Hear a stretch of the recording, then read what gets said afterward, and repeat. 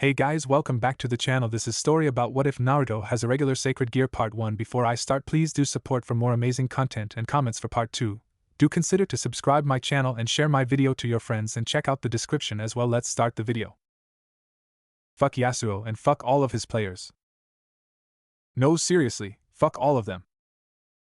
That was one of the many curses that went through Naruto Uzumaki's mind at that moment as he crawled on the ground, feeling his consciousness become fainter and fainter with each second passed. Not having the strength to move anymore, the blonde decided to stop and turned around to look at the sky. Fuck! Naruto muttered as he looked at his hand, and saw nothing but red. His hand was covered in blood, and it was none other than his blood, from the wound on his chest. All it had taken was a moment of hesitation. Just like in a ranked game. Why did he have to die? God damn it! The blonde cursed as his hand fell in a dull thud beside him. So this was the end. Naruto then turned his head a bit, or was it his head that turned on itself because he was close to death? Naruto didn't know, but this way, he could see the other boy, the infamous lover of Ko, the school that he also went to, in a similar position as he was on the ground a few feet away from him in a pool of his own blood. He had tried to save that kid, but he had paid a price for it. Fuck, the blonde cursed one last time. His vision had gotten even more blurred than before. Without hesitation, he blurted out his last words, his one reject in life. At least let me get out of bronze before I die. Guess it was an unreachable goal now, but he really wanted it. He really wanted to get out of bronze. If it wasn't for that fucking Yasuo one trick then. What a strong desire, over an online game no less. Akino, can you check on the other boy for me?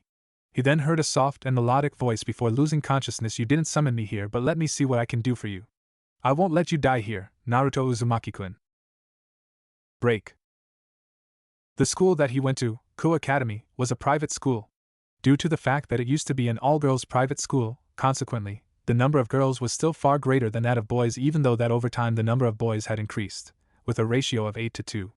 In short, it was where male students could not do what they wanted, but many still tried and did their best to get into it because of the number of girls and how short their skirts were, even though the entrance exam was one of the most difficult ever. But even in the normal student body, Naruto Uzumaki stood out as a loner. Many had deduced that because he was a transfer student, who had recently moved into town with his family about a month ago, he couldn't make that many friends so quickly, but in truth, no one had ever seen him talk or associate with anyone but the teachers who asked him to answer their questions. Even during break times, the blonde could be seen sitting in the back either with his studies, or his phone. It's not that Naruto Uzumaki wasn't good looking or repulsive or anything like that at school, far from it in fact. Many girls in the school had started to consider Naruto to be the most handsome second year that they wouldn't mind having a relationship with, even more so than the prince of Ko Kibayuto. However, even when some of the more beautiful girls of Ko came to talk to him, Naruto just left them to themselves and minded his own business.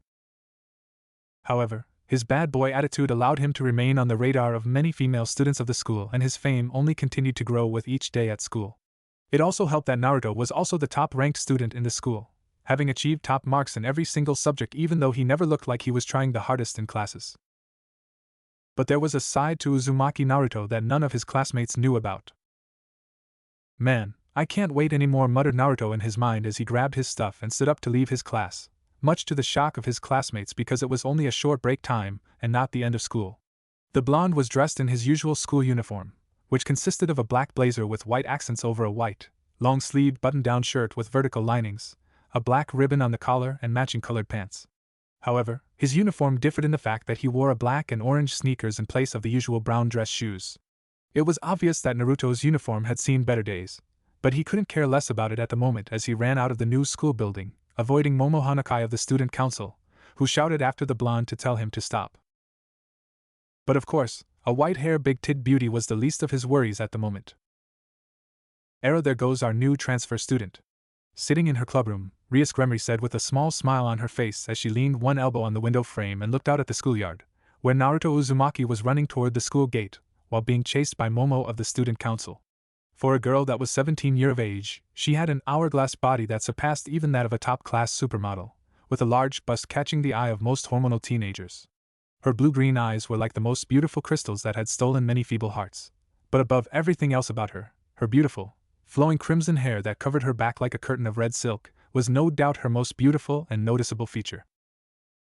Her name was Rias, and she was the most beautiful girl in Ko Academy. The most famous idol of the school, and the other half of the two great One-Isamas. Isn't this his third time just this week alone? Her best friend and the vice president of the occult research club, a beautiful with an incredible voluptuous body and very long black hair with violet eyes, Akino Himejima, said with an amused smile on her face as she leaned forward and looked out of the window to see Naruto vaulting over the school fence, using the wall next to it as a mount to launch himself over the obstacle. The first two moves were better than perfect, but the third one, however, caused his left foot to trip over one of the arrowheads above the fence, making him lose his balance and fall down on his back. Is he okay? She asked, concerned in her voice. However, from their positions, the two beautiful third-year could see him wasting no time to get back onto his feet and run away before Momo could make it to the school gate to check on him. Not bad for a game addict, Rias said in amusement before taking another drink from her tea and turning her attention back to her book. Like her best friend, she knew where Naruto Uzumaki was running off to. Running over 3 blocks in less than 5 minutes, it didn't take it long for Naruto to arrive at his destination, the best internet cafe in town, where he then ran into one of the available booths left and took his seat, smiling for the first time since morning as he leaned back and made himself comfortable. Turning on his PC, he then waited a few seconds for it to boost, before he started to log in with his account. Yo! What's up, Uzumaki? You're back again? One of the newly arrived customers asked when he walked into the cafe and saw a familiar mop of blonde hair, chuckling humorously to his friends who also recognized Naruto. So, how will it be today? 20 games losing streak before being demoted to iron? Not in the mood today, Takeshi. Leave me alone, said Naruto as he looked up from behind the screen, but Takeshi gave him the middle finger before walking away with the rest of his 4 friends. Ordering a bowl of ramen and a bottle of water, Naruto then did the thing that he had wanted to do since morning. Logging into his League of Legends account, the game that he's been playing since the moment it came out. While not as famous as it was in Korea or China, League of Legends was still one of the most famous MOBA games here in Japan. It was an online video game that was developed and published by Riot Games. In the game, there were 2 teams of 5, dubbed summoners, dwelling in and defending their own half of the map. Each of these summoners controlled a character, known as a champion, who had unique abilities and differing styles of play. The main goal of the league in its main mode, Summoner's Rift, was to defeat the enemies, attack their base and destroy their nexus, a large structure that spawned minions and was protected by 11 towers. Here goes, Naruto grinned as he cracked his knuckles and turned his head from side to side before creating a rank lobby and queuing up. He did not have to wait long for his ramen and water to arrive, being served by a beautiful waitress who took a long second to try to start a conversation with the handsome blonde, but his attention was focused on the game. Exactly 1 minute 27 seconds later, he found his game, where he was assigned to the support role on the second slot. What the? Naruto asked in disbelief, a tick mark on his forehead as he looked at the role he was assigned to, even though he had set his desired roles to mid and ADC. Not again, Riot. Cursing that out so loud the whole cafe heard him, Naruto then grabbed his keyboard and started sending his message to the other players of his team. 7 Shadow 9, his in-game name. Can I have mid please? Mr. Hot 2210, hold it, are you the real 7th Shadow 9? Rose is love, holy shit. I think it's him, dude. I met this guy yesterday and he got smashed 0/12 in lane alone. Pendragon-chan, someone dodge please. S1 and I are in our promo. Black Hat 1123, Why do I have to give you my role, Naya? 7th Shadow 9, because I have no idea how to support. Actually, he did know how to play support, but it wasn't his best role and he was not the best when it came down to relying on others. Your name and the way you talk is just like a cat, so go play Yumi or something, Naya. Naruto said it out loudly before typing it down, trying to be as polite as he possibly could. The blonde then waited and waited, and waited, and then smiled in satisfaction when Black Hat 1123 picked Nautilus support for Pendragon's Kaisa. It was obvious to him that his bot laners were a duo, so they would do better in bot lane than him and the ADC. With the mid-role vacant and no one willing to dodge, Naruto was free to pick one of his best champions, Lucian the Purifier with a level 5 mastery. Looking at the enemy team, it was easy for him to tell that he would lane against the enemy mid laner Sakali, which was one of the better matchups for him, so he was confident that he could win. His team comp wasn't bad at all, so this should be an easy win. Black Hat 1123, please don't end our game, Mr. Shadow Naya. We're still new to this game. Pendragon-chan, yes, we are girls, so please do your best. Like hell I'd believe that. I know you both have dicks. Naruto sent them that response just before the game started, chuckling in satisfaction, and leaned back on his chair, waiting for the game to connect all 10 players to start eating his ramen, which had been his favorite foods for as long as he could remember. There's truly nothing better than teammates who listen to him and a delicious bowl of miso ramen just before a ranked game, which then ended only 15 minutes later with 5 surrender votes, with him ending with a KDA, kill death assist, of 0/7/1. Ah man, GG guys. Sorry, I tried my best. Sending that message in the chat, the blonde let out a heavy sigh and stumbled back into his chair as his team's nexus exploded. It was definitely not the best way to start off a day of LP grinding and rank climbing, at least, not the way he had imagined it to be. Honoring Black at 1123 for giving him mid lane, Naruto wasted very little time to return to his lobby and started queuing up again for another game, without caring that his teammates all wanted to report him for inting, and his enemies casually thanked him for the free LP. After all, he had gotten used to it, since he was the infamous 7th Shadow 9, who had been stuck in bronze for the past 11 seasons of the game. It was so bad that every bronze player who had come and gone called him Bronze Eye Gatekeeper, for he was the one who guarded the road to silver in the worst way possible.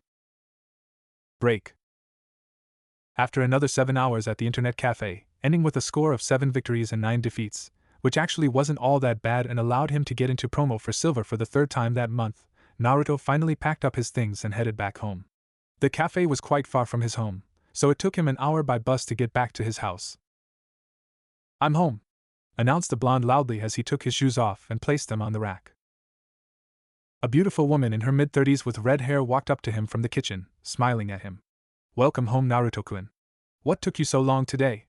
This woman was Uzumaki Kushina, the mother of Naruto and a housewife who took care of her family with love. Naruto grinned and answered with his usual excuse, knowing that unless Momo Hanakai herself tried to show up at his house like how she did a week ago, his parents would never doubt him with how well he had been doing at Ko, which was a perfect cover for him to chase after his passion for LOL. "Sorry Ka-san, but I had a group study at school, there is an important test coming soon." "Don't worry about him so much, honey," said a voice from the dining room as the mother and son walked in. "He's 17 already." This man was Uzumaki Minato, Naruto's father, a businessman of a local computer company, which was where Naruto had gotten his first PC from, and with it he was introduced to League of Legends. Like his mother, Minato didn't look a bit Japanese, with his messy blonde hair that Naruto took after. "Go take a shower, dinner will be ready in a moment, honey," his mother told him, and Naruto nodded before doing what he was told, wanting to finish dinner as quickly as possible so that he could go to his room and finish his silver promo. Break. Don't you think Uzumaki-san is in a bad mood today? I think so, but he still looks so cool. I wonder what is the reason. Probably one of those perverts who spread bad rumors about him. As if fate was mocking Naruto, he had failed his silver promo the previous night, and because of what he hated the most, no less, a Yasuo player who had fed the enemy top laner even more than he did in that game. To make matters even worse, today his day at school was even more boring than usual. Earlier the teacher had decided that it was time for them to review their past lessons before the big exam, just as what he had told his mother the night before, but Naruto just found it to be useless. At the moment, the blonde was sitting at his desk with a book in front of him, covering his phone that he was using to check on the stats of pro gamers from all over the world, watching their highlights and gameplays in the hope of improving his own. Naruto had never been one to believe that his skills and understandings of the game were actually that bad, but he had never hesitated to admit that pros like Faker, Caps, Perks, Reckless, Viggory were all better than him and had so much for him to learn from. Since his dream was to be accepted into the LJL Pro League and become the best player in the world like his idol Faker.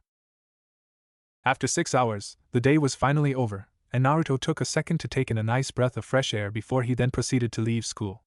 According to a news he had read on the LOL website earlier in class, he knew that there was a scheduled server maintenance today, so as much as he had wanted to get back in the game and do his best to return to his silver promo, making a mental note to ban Yasuo as soon as it was his turn to ban, there was no other choice for him but to return home soon.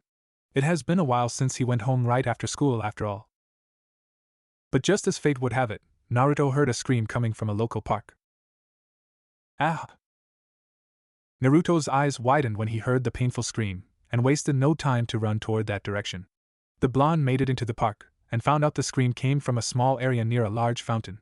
Much to Naruto's shock, he saw Hayate Issei, the infamous pervert trio of Ko Academy, and his classmate, lying in a pool of his own blood, while a black-haired young woman was standing over him with her hand on her hip. Her outfit consisted of black leather that encircled around and under her, a thong-like piece held around her hips by 3 thin straps, gloves that ran right up her arms with small lengths of chains hanging from them, shoulder guard-like objects on her shoulders with 3 large spikes sprouting from her right shoulder, and black thigh-high heel boots. However, what shocked him the most was a pair of black feathery wings on her back like that of Morgana. Era, if it isn't Naruto Uzumaki-kun from Class 2B. The woman turned her head to look at him. I doubt you remember me, but I'm Amano Yuma, this idiot's girlfriend. Naruto found himself utterly speechless, because in Yuma's hand was some sort of spear made of dark purple light. It was obviously the weapon that she used to attack Issei Hyudo. Who are you? He asked while staring at her, but it wasn't because of how revealing her outfit was. For some reason, he knew those wings on her back weren't cosmetic accessories. What are you? Should I tell you? No, I don't think so. The woman smiled as she started walking toward him. Sorry Naruto-kun, my schedule is a bit tight, or else I would let you have some fun with me before killing you. Yuma flew at him, confirming that her wings were real. The woman was so fast that in his eyes she was nothing but a blur, but he wasted no time to drop onto his ass and roll to the side just in time to dodge the light weapon which threatened to pierce his heart. Oh, good reflex, but with that, she slashed the weapon down. Is this how I die? Naruto thought bitterly in his mind as he stared at the weapon that came closer and closer to him with each passing millisecond. During that instance, the faces of his family flashed into Naruto's mind, and forced him to wonder what his family would feel if he died. It made him feel bad knowing that his beloved parents would cry a lot. But then he remembered the emblem of LOL's Bronze Division. How could he die if he didn't even make it out of bronze yet? That question filled with an unprecedented surge of strength and motivation. No matter, he had to survive so he could go back to his family. He had to survive to show those fools in rank that he could make it to silver. Then, as he raised his hand, at that very second, Naruto felt an unfamiliar feeling surging through his body. It was unlike anything he had felt before. Just before the light weapon reached him, a powerful light erupted from Naruto's fist. Clang! There was a metallic sound, like something smashing into a hard, metal surface, before the blonde realized that above him was a massive dark red shield with gold lining and a ring with several long spikes resembling the sun. It was so heavy that he could barely hold it above him with both arms. You have a sacred gear? Yuma asked in surprise, looking at the shield in his hand for a second before she realized that she couldn't recognize it. But what is? Before she could finish, the 2 sides of the shield snapped back into the main body, generating a golden shockwave that blasted through the area and knocked Yuma back, sending her tumbling on the ground. Naruto, who was gasping in shock, soon felt the need to crawl out from under the shield before he was crushed to death by the sheer weight of it, so he did that without wasting another second, leaving the shield on the ground as he rolled to the side and got up on his hands and knees to look at it. No fucking way, the blonde muttered as he looked at the shield on the ground, recognizing its design. It was the Shield of Daybreak. Leona's shield. But how did it happen? Did he summon that shield? From the game? Or from somewhere else? That hurt. Yuma growled in anger as she looked at the burn on her hand, before flying at Naruto, who instantly ran over to the shield and tried to use it to defend himself again, knowing that he would have time to think of what just happened later only if he was still alive. With every fiber of his being, Naruto tried to pick the shield up, and he did, but because it was so heavy, the blonde was only able to get it up so far to properly defend himself. Without a proper footing, he was knocked back when Rainier slammed hard into the shield before flipping to the side faster than his eyes could blink and thrust a dagger at his chest. Gah! Naruto cried out as he fell down. The blonde could feel that his lungs had been punctured, and blood was rapidly seeping into his windpipe as indescribable pain coursed through his body. What is this sacred gear even? Yuma wondered as she looked at the shield that had fallen from Naruto's hands. It looked oddly familiar, but she couldn't tell where she had seen it before. The shield continued to remain in her hand for several seconds before it started fading away before she could pick it up. What a waste of time. Sorry Naruto-kun, you are just at the wrong place at a wrong time. And with that, she flared out her wings and flew into the darkening sky, leaving a number of her darker black feathers to hover down to the ground. And that was how he died. And started his new life as a devil, a summoner of Runeterra champions. Konoha Gaming has overcome every challenge. The caster screamed as Naruto, controlling Zed the Master of Shadows, held up the 2 remaining enemies in their fountain so his teammates could rush in with their minions and destroy the last turret, leading to an unavoidable destruction of the Nexus itself. They are the undisputed, best team in the world. The Kagis' reign will continue. They win their 4th consecutive world championship. And as fireworks shot up into the sky, Naruto left his seat to celebrate with his teammates and coaches. He then held up the summoner cup above his head as a stadium of 150,000 spectators cheered for him. He had won it 4 times now, so its weight wasn't something unfamiliar to him anymore. Even the unkillable Demon King himself, his idol, Faker, came to shake his hand as he received his medal. He had become the best player in the world. But of course, it was all just a dream, since it was too good to be true. A dream he didn't want to wake up from, unlike the previous one where he died. As hard to believe as it was, he wanted a part of it to be real. Just how cool was the power to create and use the weapons and abilities of his most favorite champions from the game? He could hardly imagine what it would feel like to have Zed's master control over Shadow, or be able to fire wave after wave of mystic shots with Ezreal's gauntlet. Golden sunlight poured into the room through the dark orange curtains, as a crisp, gentle morning breeze blew in from the spacious balcony, stirring the pleasant but unfamiliar aromatic presences of roses and lavender as he woke up to see the familiar white ceiling of his room. Out of instinct, Naruto lifted his hand to rub his chest and found that there was no wound. There was not even a scratch or scar, but he did feel a bit fuzzy and tired. So it was a dream, man, muttered the teen as he tried to reach his hand up to rub his face but found that for some reason he couldn't move his left arm at all, as if there was something holding onto it. Naruto turned his head to look and was utterly shocked to see some strands of beautiful crimson hair sticking out from under the blanket. There was a weight leaning onto his arm, and it began to move along with a large part of the blanket. The blonde instantly sat up on the bed and was even more shocked when he saw that he was as naked as he was when he was born. His attention then turned to the hump under his blanket as it started to slowly sit up. Is it morning yet?" asked the girl as she rubbed her eyes next to him. Naruto felt his jaw drop as he sat motionlessly on his bed. What the hell? Naruto knew who she was, having seen her a couple of times before. Her name was Rias, and she was the most famous girl at his school, for several good reasons that he was having the chance to witness for the first time. Rias senpai? Rias smiled at the shocked look on Naruto's face as she sat up. "Ah yes, that's my name." The crimson-haired beauty then looked at herself for a second before turning her eyes back at him, who was doing his best to look away, smiling mischievously as she continued, "If you want to look, go ahead. I don't care." "Even as you said that, senpai. Is your chest feeling fine now?" Rias suddenly asked, concern in her voice as she looked down at his chest. "You were stabbed yesterday after all." "Wait, stabbed? So it wasn't a dream?" Naruto couldn't help but ask, to which Rias nodded her head in confirmation. "You look awfully excited for someone who has just found out he was on the verge of death not even 24 hours ago," Rias commented when she saw the smile that made it to his face. "Nevertheless, I healed you. It was critical, but I was able to heal you in one night. Oh, by the way, I am a devil and I have made you one as well." Smiling casually, she told him with a smile. It was as if it was the most obvious thing to tell someone that she woke up to in the morning, naked. As if fate wasn't troubling him enough, the door of his room was suddenly opened. "Naruto-kun, it's time to wake up," called a cheerful Kushina, who wore a yellow apron around her waist, as she walked into her son's room. It took her a second to finally absorb the whole situation. "Get ready soon." Telling them that in a mechanical but extremely loud voice, Kushina slammed the door shut, and after a brief moment, Naruto could hear the loud sound of his mother's footsteps as she literally ran down the stairs. Minato. "What's wrong, Kushina?" he heard his father ask from downstairs, as Rias stood up and walked over to start dressing up.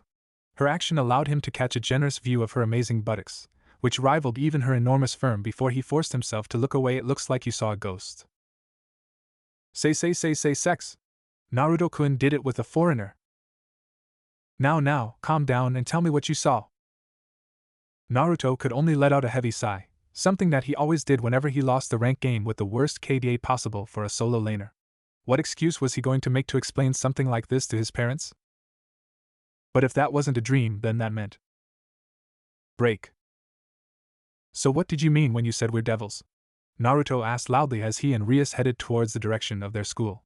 It was after breakfast with his family, which had been strange because when his mother asked if she was her son's girlfriend, Rias had told her that they were close friends, and doing something like that naked with each other was really how teenagers interact these days. As shocking and hard to believe as it was, Minato and Kushina both actually didn't seem to think much of it. Even after that, the conversation between the two and the crimson-haired senior student had turned out to be nothing like he had thought it would, and they had actually gotten along quite well. Rias, who was walking ahead and heard his question, smiled with a wink as she turned her head back to tell him, I meant it, Naruto. Your wound was fatal, and the only chance for me to save your life was to share my demonic power with you, but your body wouldn't accept it if you were still a human, so I had no choice but to reincarnate you into a devil like me. She then paused for a second before continuing to tell him with a small smile, I know you won't believe me until I show you some decisive proofs, but not here and not now. We're in public. Naruto said nothing as he continued to follow Rias with his hands in his pocket. Back in the house, you did something to my parents, didn't you? Yes, I did. Rias nodded her head in confirmation. I used a spell on them so they won't trouble you with the unnecessary detail of our healing session. What about Issei Hayadu? Did he? Don't worry about him. He's alive. Rias answered before Naruto could make the conclusion. I had my friend taken him to his house and heal him. His wound wasn't as bad as yours, so a normal healing technique should be more than enough to revive him. Oh, since you two are in the same class, don't feel surprised if he looks like he doesn't remember anything. His memories were altered. And the woman that almost killed us, who was she? She's called Amano Yuma, but her real name is Rainier. She's a fallen angel, Naruto.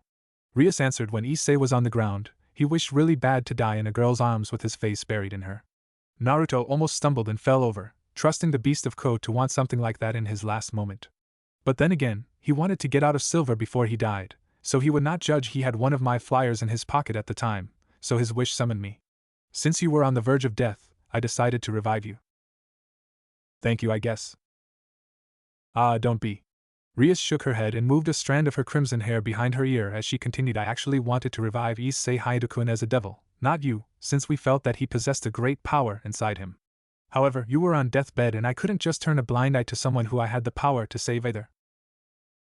Her eyes then turned sad for a brief second, but Naruto was able to catch it. Hours and hours that he had wasted looking at messy LOL combats wasn't for nothing.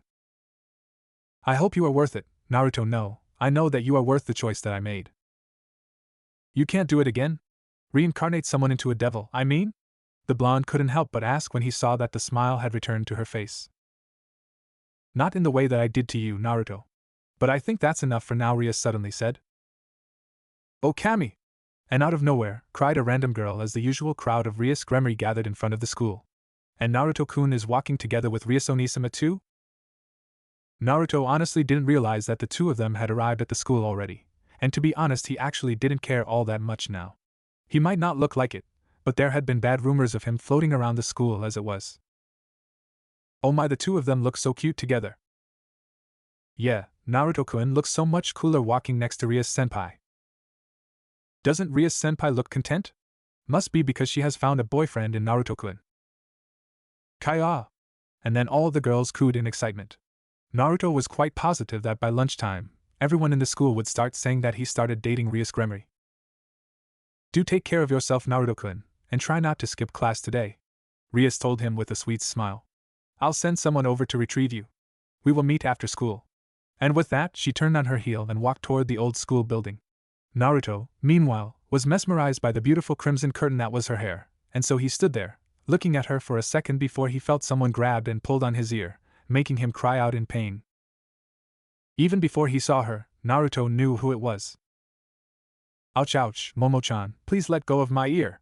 Naruto turned his head and saw a fuming Momo Hanakai of the student council as she looked up at him. This white-haired beauty with an amazing figure had been chasing him around Ko Academy since the moment he snuck out of his classroom for the first time. The blonde had no idea how she did it, but she had always been there to scream at him that he wasn't allowed to skip class, and chase after him whenever he made a run for it.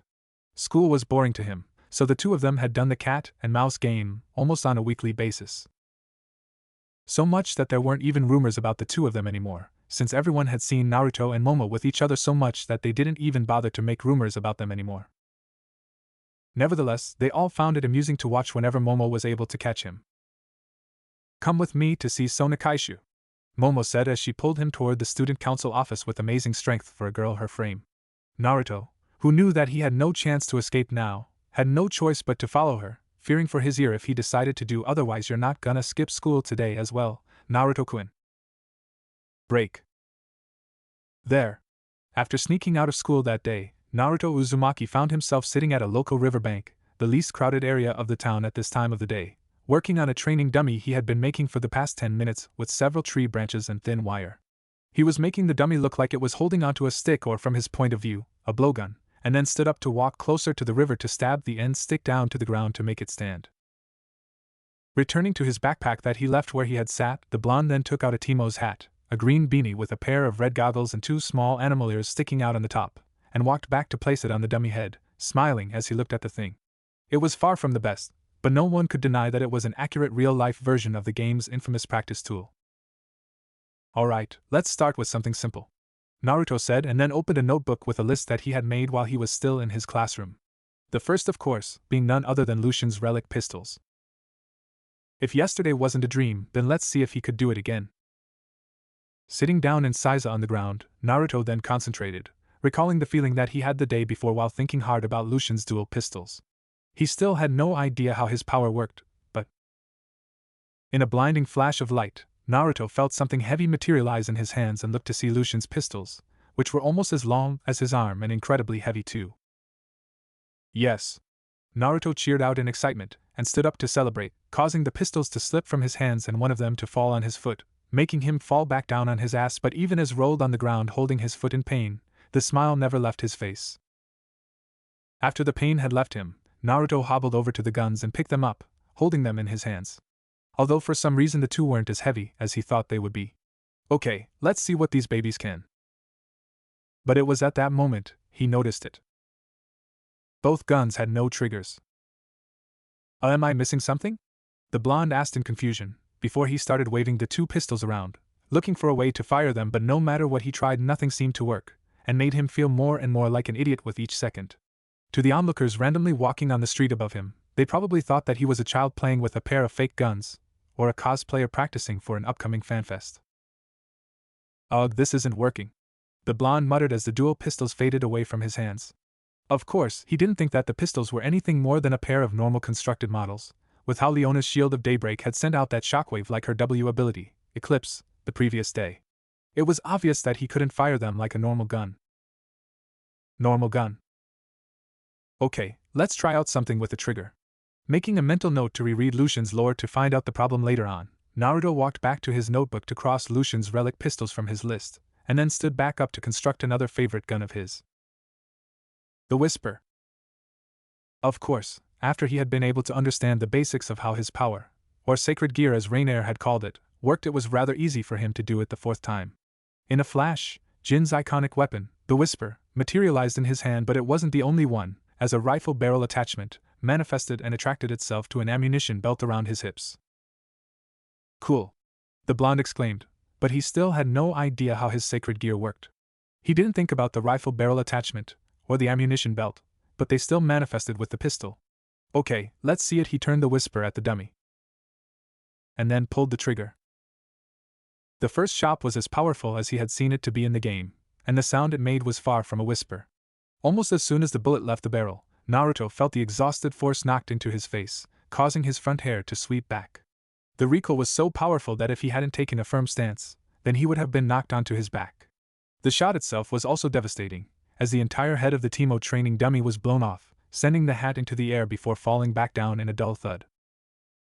Holy shit! The blonde muttered in amazement.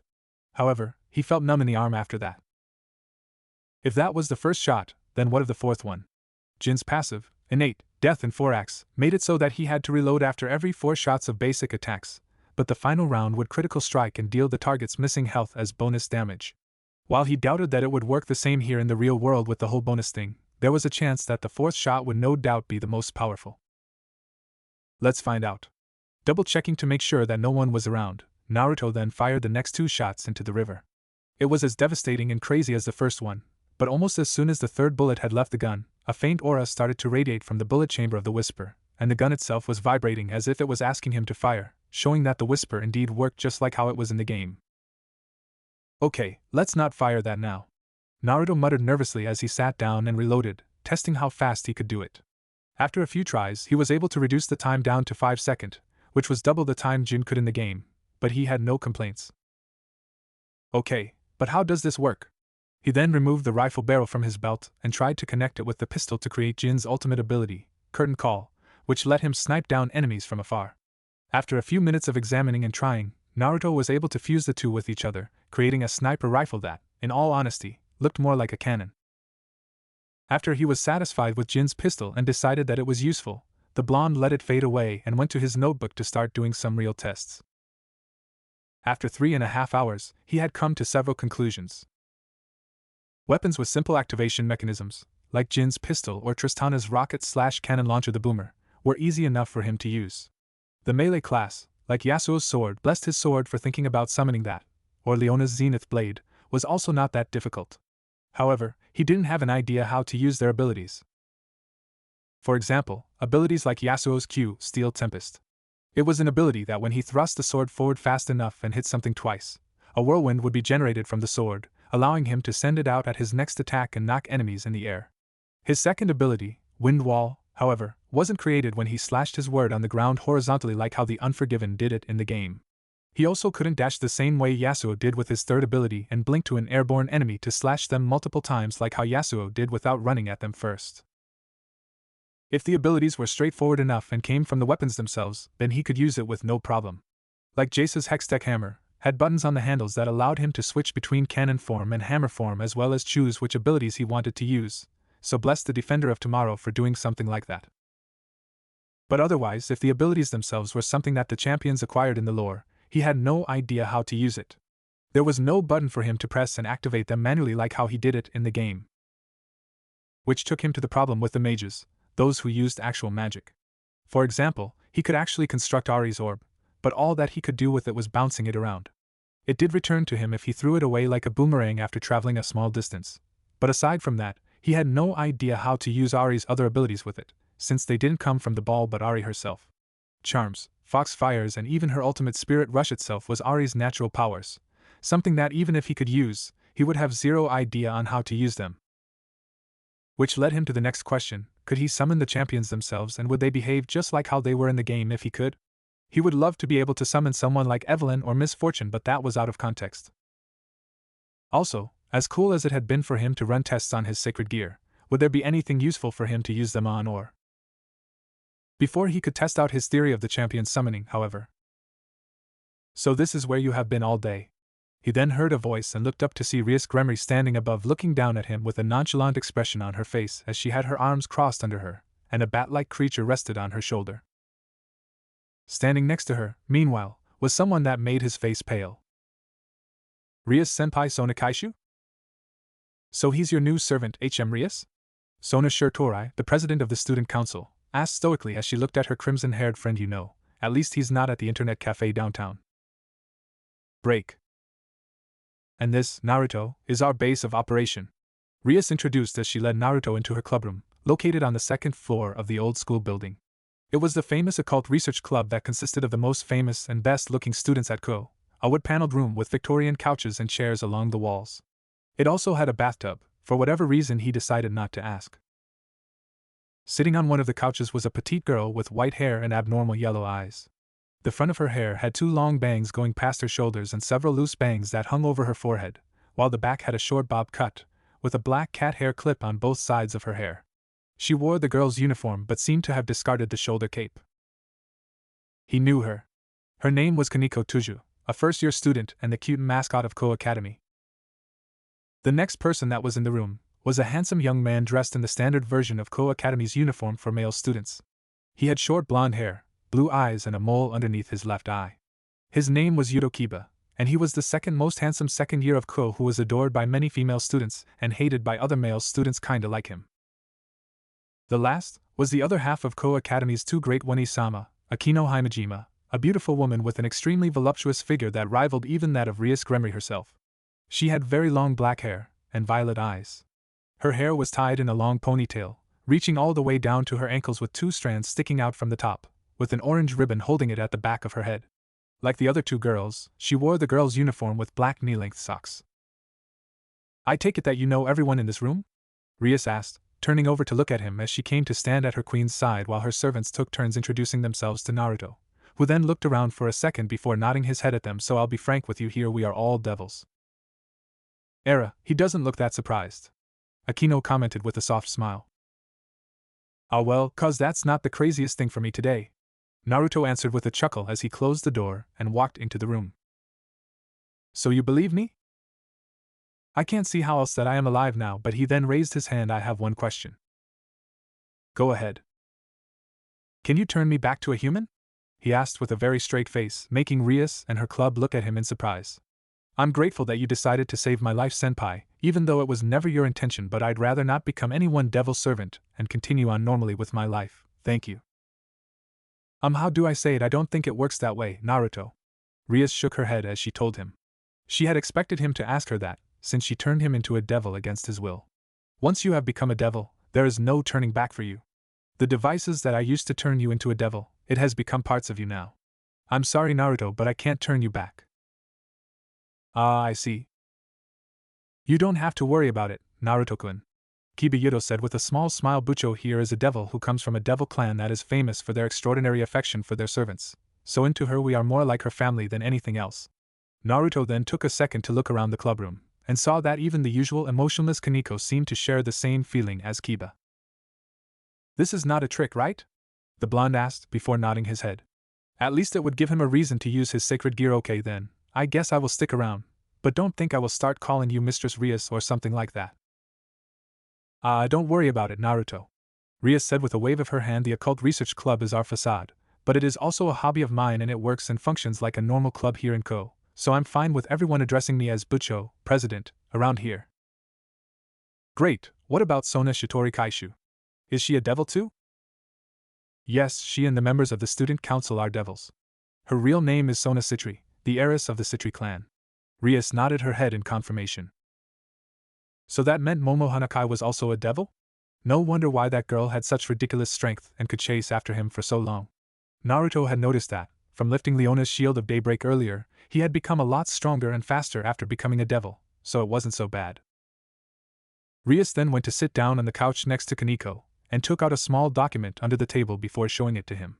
Naruto, who went over to sit down on the sofa on the other side of the table, looked at it, and saw a picture of Amano Yuma, or Rainer. Since you snuck out of school again today, Naruto smiled sheepishly at that. You probably don't know that she had left your class and erased memories of her from your classmates' minds. As I said, her real name was Rainer, and she's a fallen angel. I take that you don't like fallen angel very much? Naruto asked. He felt kinda bad for that. It was just like how in the lore no one liked Morgana because she was branded a fallen angel. In Gamewell, her black shield was troublesome to deal with as it blocked all crowd control effects. Because Rainer was a fallen angel, no doubt that there was also angel out there. Yes, the truth is that we, the devils, have been in a state of war against the fallen angels since ancient times. Devils form pacts with humans, receiving their sacrifices, which increases our wealth and powers, while the fallen angels, on the other hand, control humans to eliminate demons. In addition, there are the angels, who come here by divine order to try to eliminate the two races. With that, we have the three biblical factions. This has been going on since antiquity. So it's like Kale and Morgana with an added faction. Naruto nodded his head in understanding. If he put it that way, then it was much easier for him to understand. However, the look on Ria's face showed him that she had no idea what he was talking about. In League of Legends, Kale is an angel while Morgana is a fallen. The two are sisters and their relationship is like a real-life angel and fallen angel. That instance, Naruto swung his head to look at Kaneko so fast that he almost dislocated his own neck, after he heard her explaining that to Rias in her emotionless tone. Kaneko-chan, I didn't know that you also play League? Naruto asked with eyes sparkling in excitement. What rank are you? I'm Diamond 2, Saito-senpai, Bronze-senpai. His face fell and his shoulders slumped instantly after that. A dark cloud hovered over his head as Kaneko then went on to mercilessly explain to everyone that Bronze was the second worst rank in the game. How did she know that, Evan? Did she also know that he was also 7th Shadow 9, the infamous gatekeeper of Bronze Division? If Rias and the others knew he had been going to that internet cafe downtown, then no doubt she would know that too. It was Akino who said that behind a hand covering her mouth, obviously. Anyway, Rias chuckled forcefully as she continued, looking to change the subject to save her new servant some face. I believe the reason Rainer, who came to this school as a Mano Yuma and attended your class because she believed Issei Hayato-kun had a dangerous sacred gear inside him. About that, what is sacred gear anyway? Naruto couldn't help but ask. Rainer mentioned that I had one too, but I didn't know what it was. Rias widened her eyes in surprise before turning her head to look at her servants for a moment before turning back to explain it to him. Well, sacred gear, also known as God's artifacts, are items with powerful abilities bestowed upon humans by God of the Bible. Rias said several individuals with sacred gears have grown to become some of the most powerful and influential with their names etched into human history. Some like Einstein, Abraham Lincoln or Oda Nobunaga were all sacred gear possessors. Most sacred gears have characteristics that are only useful in human society, but there are also exceptional powerful sacred gears that are a threat to us, devils and fallen angels, like the one Issei has, so Rainier killed him because she perceived it as a threat. She then paused for a second before asking, how did Rainier know you have a sacred gear, Naruto? Akino and I couldn't tell if you had one. Did you somehow awaken and summon it? Even now, it was hard for her to tell if Naruto really had a sacred gear. I did. Naruto nodded his head, suddenly feeling excited again. Can you show it to us? Rias asked curiously. In a place with so much demonic power like this room, it's easy for it to manifest itself. Sure. Which one should it be? Naruto muttered, more to himself than to Rias before an idea came to him. Smirking evilly, Naruto stood up and raised one arm in the air. In a flash, a blowgun manifested itself in his hand. This is my sacred gear, he declared and raised the blowgun to his mouth before blowing out a small dart, which hit the door and created a small cloud of dark poison smoke which lasted for a second before fading. Rias had an urge to facepalm. A blowgun? That was his sacred gear. Aside from the fact that she had never seen or even heard of it before, how could a blowgun be considered a sacred gear? Around the clubroom, most of her servants seemed to be having the same thought as she was. Kaneko, on the other hand, seemed to be the only one having a different idea. She had been sweets from a dish since the moment he entered the room, but didn't do it anymore when she saw the blowgun and recognized its design. Recognize it, Kaneko-chan? Naruto asked, and tossed the blowgun over to Kaneko, who caught it in one hand before nodding her head. A diamond like her shouldn't have that much of a problem recognizing one of the most iconic weapons of the game. It's Teemo's blowgun. I can create his mushrooms too. Naruto cheered and created Teemo's ultimate ability, the most annoying trap of the game, Noxious Trap, in his hands before he started to juggle it as carefully as he possibly could while not looking. Wanna see what happened if I drop one of them? He asked, making the white-haired girl widen his eyes in shock. It was his first time seeing that look on her face. It was then that Naruto tossed the mushrooms into the air, made them disappear along with the blowgun in Kaneko's hand, and then created Kale's Starfire spell blade in one hand before stabbing it down to the table between them, shocking everyone in the room with the intense power radiating from it. With a confident smile on his face, he asked, So, wanna 1v1 me, Kaneko-chan? It felt like he was in an incredible situation. You're so bad, Saito-senpai. Those words from Kaneko hit him harder than a smash to the face. Era, better luck next time, Naruto-kun. The Nadeshiko of Ko Academy said as she put a comforting hand on the new member of the Occult Research Club's shoulder, but even so didn't make him feel any better as he had his face down and his forehead rested on the table.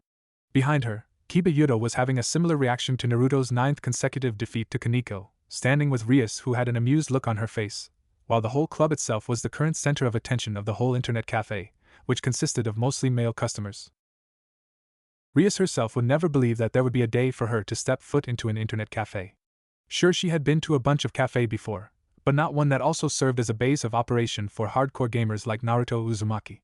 She had her reasons to have never done so, and one of them was obviously because she found online video games and the related stuffs unbeneficed with the amount of time she would need to waste to grind her skills to certain levels, whereas she could use those times to do something more useful.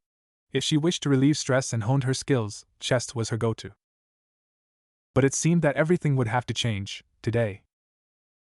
In order to understand the power that Naruto held in his hands, she had decided to take her peerage out for a club activity at the internet cafe he usually went to. At the moment, he was having 1v1 matches against Kaneko, who had been utterly smashing him around with zero mercy. Rias and the other two had decided to watch for the time being to understand what the game was about, finding themselves intrigued, as they had never played it before in their life. They had also booked and turned on the 3 PCs next to them so they didn't have to worry about not having one to play with Naruto and Kaneko later, as all 5 of them made a perfect team game, as Naruto had said. As Naruto went into his 10th match against Kaneko, who casually picked Yumi, a harmless-looking cat champion riding on a flying book, against his Darius, making it the first non-mirror match that Naruto actually had a chance of winning, Rias couldn't help but think back at the powers that he had shown to them earlier at Ko. Apparently, Naruto seemed to have a sacred gear with the power to create and manifest the weapons of the champions from the MOBA game League of Legends that was so much more than mere constructs because as he had shown them and Kaneko had confirmed it, not only did the weapons look exactly like the ones in the games, they also worked and fundamentally behaved the same way, allowing him to use abilities that were just like the ones that the champions used in the game. While creation sacred gears, which allowed the users to create matter/objects out of nothing, weren't extremely rare, one with the power like Naruto's was unheard of. After checking a book that specifically summarized and recorded every known sacred gear, Naruto had found out that something with the power to create all kinds of weapons with almost all kinds of abilities was something that had never been heard or seen before in history.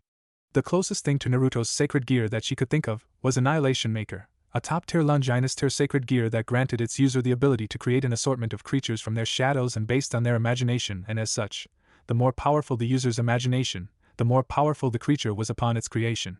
It was obvious that Naruto's sacred gear wasn't Annihilation Maker, but if it was an imagination-based sacred gear as well, then it was close, very close to the power that the Longinus-type sacred gear holds. Runeterra Arsenal was the name Naruto had given his sacred gear.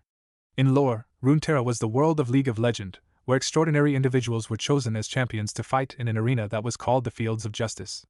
Currently, there were a total 154 champions in the game, and while Naruto had told her that he still had no idea how to use magic-based weapons and trained abilities, just the fact that he could create 154 different weapons with different abilities to deal with different combat situations showed just how powerful he could be.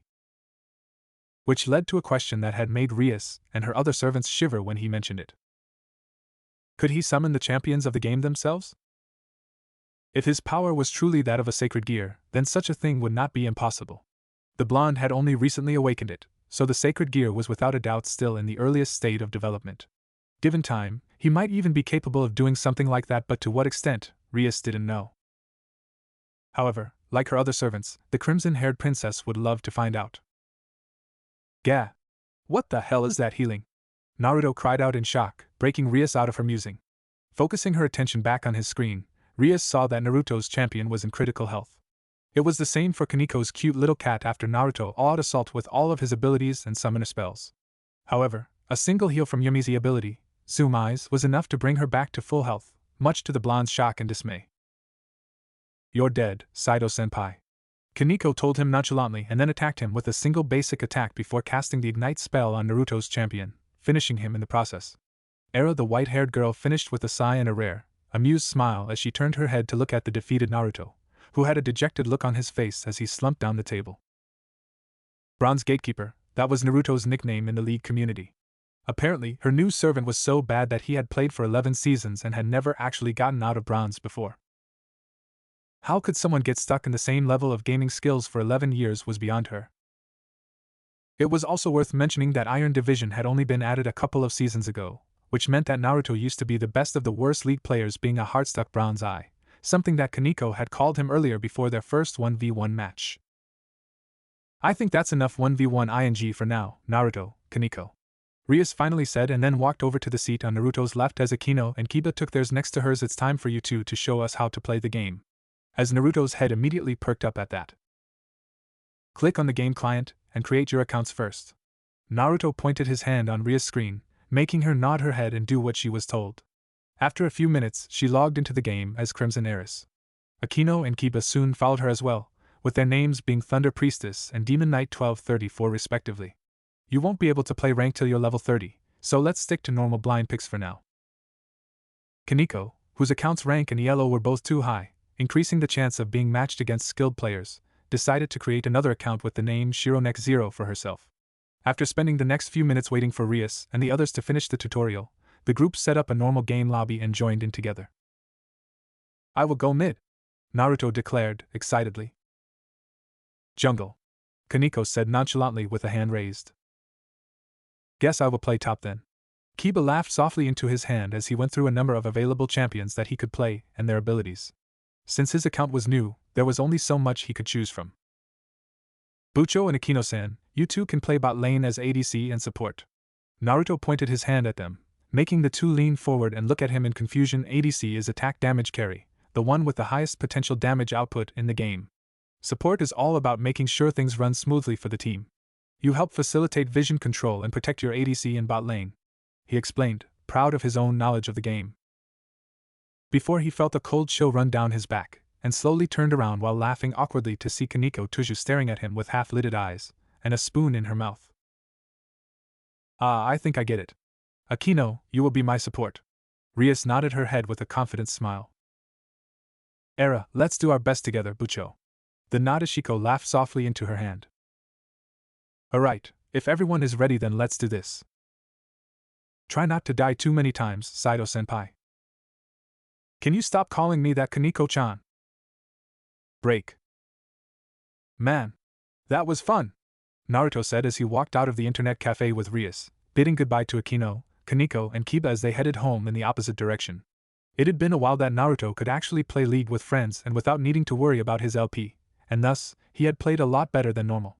Sure, he still fed and died a lot in lane, but there's truly nothing better than playing the game he loved with friends. The 5 of them had played a total of 6 games that evening, and even though 3 of them had been new players, with Kaneko's skills she had carried the team to victory every time. Kiba had some trouble in the first game, but at the end of the day he was incredible, being capable of dodging skill shots as if he was actually scripting. Akino, on the other hand, was still working on her map and vision control for the team because of her support role, but she had been able to play tank support pretty well for a beginner. But his master had been the most surprising of all, but not unexpected, because halfway through the first game after she had understood League's fundamental gameplays and its objectives, Rias had started proving herself to be an excellent tactician by reading the enemy team like an open book and coming up with strategies to counter their movements across the map. Apparently, the Devil had a game called the Rating Game, a strategic competition between 2 devils with their peerages that was based on the board game chess and shared many similarities with League. He would love to see the game one day, and wondered if they could make a League of Legend, Summoner's Rift variation of the game. I must admit, the game is more entertaining and challenging than I have expected it to be, Rias said with a small smile as she followed Naruto to the direction of their home. I can see why you like it so much. It has amazing lore too, if you are interested. Naruto pointed out with a grin. The cinematic videos of the game are absolutely amazing, though they always make the community wonder why Riot Games are really a game company, with the way they balance their game. What do you mean? You see how Kaneko-chan jumped into that enemy Jinx with her Rengar, right? Naruto asked with a chuckle, remembering their second game and how Kaneko basically one-shot her. Yeah, it has been like that for the ADCs for a while now. There are tons of bugs too. Hopefully I won't encounter them when I use my weapons, Naruto joked, making Rias giggle softly into her hand. No, seriously, he would hate to see one of those annoying game bugs in real life. Do you have plans for tomorrow, Naruto? Before the blonde could get the wrong idea, Rias reached for her bag and took out a stack of flyers, all of which had a red magic circle similar to the one that he had seen in the Occult Research Club clubroom. These are the flyers I have wanted to give you. They will help you establish contracts with your human clients. Do I really have to? Naruto asked, sounding nervous. He had accepted that he was a devil now, but there are things that he's still feeling a bit uncomfortable about. I don't want to kill anyone. It took Rias a moment to realize what it meant, and it took a lot from her to hold back laughter. No, Naruto, we don't take our clients' souls in exchange for our services, at least not anymore. Rias explained to him, while waving her hand in front of her face. We accept compensations now and get paid in any way that our clients see fit. However, for young devils like you, it's the point that is important. While making contracts is the slowest method, once you have garnered enough points you will be allowed to raise your ranking. One day you can even become a high-class devil, and have your own peerage like me. Ah, I see. Naruto nodded his head with a smile. That didn't sound bad at all. That doesn't sound so bad. I know that tomorrow is Saturday and we don't have school, but try not to stay up too late playing League tonight, and use some time tomorrow morning to hand these flyers out. Rias handed the flyers to Naruto with a small note, and then continued, once you are done, call me with this number. Akino and I will help you work on your sacred gear and your weapons. Naruto nodded his head in understanding. By becoming a devil, he had become the natural enemy of the 2 other factions, the angels and their fallen counterparts. If he had to fight them in the future, then just having the power to create those weapons was not going to be enough. He had to know how to use them. Master them, even. Break. Okay, the barrier is set, Bucho. Akino Himejima said, as she walked down to the riverbank with a smile on her face, where Rias and Akino were sitting on the grass with a notebook and a laptop between them. All 3 of them were in casual clothes, with Naruto wearing a white shirt underneath a black and orange hoodie jacket with black pants and matching colored sneakers. Rias's outfit consisted of a tight skinny jeans that hugged the deadly curves of her hips and sexy legs, black sandals and an off-shoulder, buttoned shirt that were folded above her midriff, exposing a portion of her flat and toned stomach, while Akino was wearing a normal white shirt and short black skirt, stopping just above her mid-thighs. As usual, she had her hair tied in a ponytail. Alright Naruto, with the barrier up, no one can see or hear us from the other side. We can run as many tests on your sacred gear and weapons as we want now. Rias explained as Akino summoned a number of special magic-enhanced training dummies, those that wouldn't break so easily after 1 or 2 hits. So Naruto, you told me that the reason you were killed by the fallen angel Rainier was because you couldn't decide what to use when you awakened your sacred gear for the first time? Yes, Bucho. I was a little overexcited, Naruto answered while grinning sheepishly. Rias could only give him a long look, while Akino just let out a soft and amused giggle behind her hand. However, either of them could blame him. There were just so many for Naruto to choose from, and his passion for the game was truly something else. So to avoid wasting time choosing and getting yourself killed again, I think you need to decide which one should be your main weapon first, your go-to in every situation. Rias then turned to the notebook on the ground and read his notes from yesterday. Naruto had also told her all the problems with the weapons that had complicated activation mechanisms, as well as trained and magic-related abilities. Do you have anything in mind, Naruto? Perhaps it can be something that is easy for you to use and utilize its full potential? Seeing the thoughtful look on Naruto's face as he crossed his arms on his chest, Akino gave a suggestion. I think I have one right here. With that said, Naruto stood up and raised his hand to summon the weapon that he had in mind. Rias and Akino covered their eyes as the light emitting from his hand engulfed his entire body. After a second, after the light had disappeared, the two Onisama of Ko lowered their hands to see Naruto standing with a black and white gun with an extended stock in his hand, and something that looked like a rifle barrel attracting to an ammo belt that he wore around his hips. This is the Whisper. Naruto explained Jin's gun. Okay. Rias immediately turned to her laptop, which had League's client opened, and searched for Jin in her champion collection. Amazing. The crimson-haired heiress muttered as she read the descriptions of his abilities with Akino, who kneeled down next to her. So the gun has 4 shots. Yes, and after that I have to reload. Naruto nodded his head in confirmation. However, the 4th one is the strongest. I have not tried it, but he then looked at the training dummies and smirked. Okay, shoot them, Naruto. Let's see your accuracy. Rias said and pointed her hand at the training dummies Akino had set up for him, and Naruto nodded his head before taking a stance. Aiming carefully, the blonde pulled the trigger and fired the first shot, making Rias and Akino raise their hands to cover their ears, hitting the target square in the chest. Okay, that's clearly not a whisper. The Nadeshiko commented. Nice shot by the way, Naruto-kun. I was aiming for the head. Okay then, Rias said while sweat dropping. In the lore, Jin is a meticulous criminal psychopath who believes murder is art, Naruto said before he fired the second shot, hitting the dummy in the chest again. While they were not gun experts, while the gun looked more like a pistol, Rias and Akino could both tell that it still had the power of an extremely powerful high-caliber rifle just by looking at the damage it was leaving on the magically enhanced training dummy, which could withstand even a blast of middle-tier offensive magic. The blonde then fired the 3rd shot, and the gun started unleashing a reddish aura with energy swirling around the bullet chamber. Let's see it. And with that, Naruto fired the 4th shot, widening his eyes as his arm flung back and almost made him fall over. The shot left his gun with an awe-striking bang, and reached its target in a split second, ripping the dummy apart with an explosion and continuing to travel onward before hitting the bridge several feet away from them, going all the way through before disappearing. Wow, Naruto whistled while looking at the gun in his hand as Rias and Akino looked at the damage that the 4th shot had done in amazement. Okay, so this pistol is actually the lower half of a sniper rifle, Naruto explained as he removed the barrel from his belt and connected it with the Whisper. These two can be connected like this to increase the range and the power of each shot. It's Jin's ultimate ability. Rias nodded and then clicked on the virtuous final ability to see how it worked. Indeed, the range and power were increased dramatically. By the way, there's no cooldown and I can also turn around however I want while aiming this. Naruto grinned and he spun around with the sniper rifle, making Akino dodge her head before sending him a cute pout. It would be ridiculous if he was stuck in a direction like how Jin was in the game while using the rifle, and had to wait like 1.5 minutes to be able to use it again. So long as there were bullets in the gun, he could use it however he wanted. Also, each time I reload, I have to put a full clip of 4 bullets into the gun, or else it can't be fired. Don't ask me why Jin made his gun that way, Naruto told them while examining the gun and rubbing his chin in a thoughtful manner. Okay, so the gun does have some disadvantages. Rias nodded her head in understanding. What about the weapons of other gunslinger champions? Don't you have to reload them too? The thing is, I don't think I need to, Naruto answered with a shake of his head, making Rias and Akino widen their eyes in surprise. But they don't pack as much of a punch as Jin's pistol, especially the 4th shots. So I take that guns are the most viable choices. What about swords?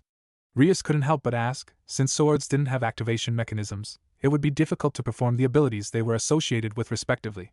However, swords could still be used by slashing it around.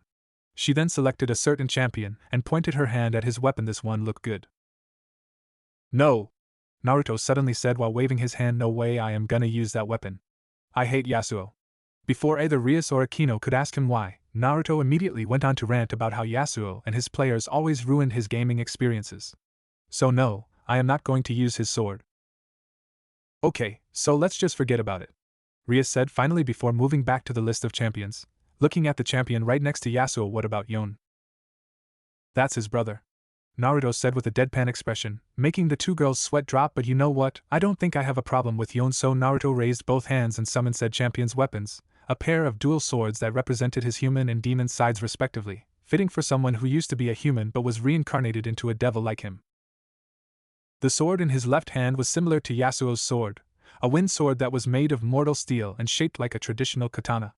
It was the sword Yon used before he died in the lore. The second sword in his right hand, however, was a demonic weapon with a dark red, seemingly glowing blade and gleaming runes. Yon took this sword from an Azakana demon after becoming an undead demon hunter. Whoa!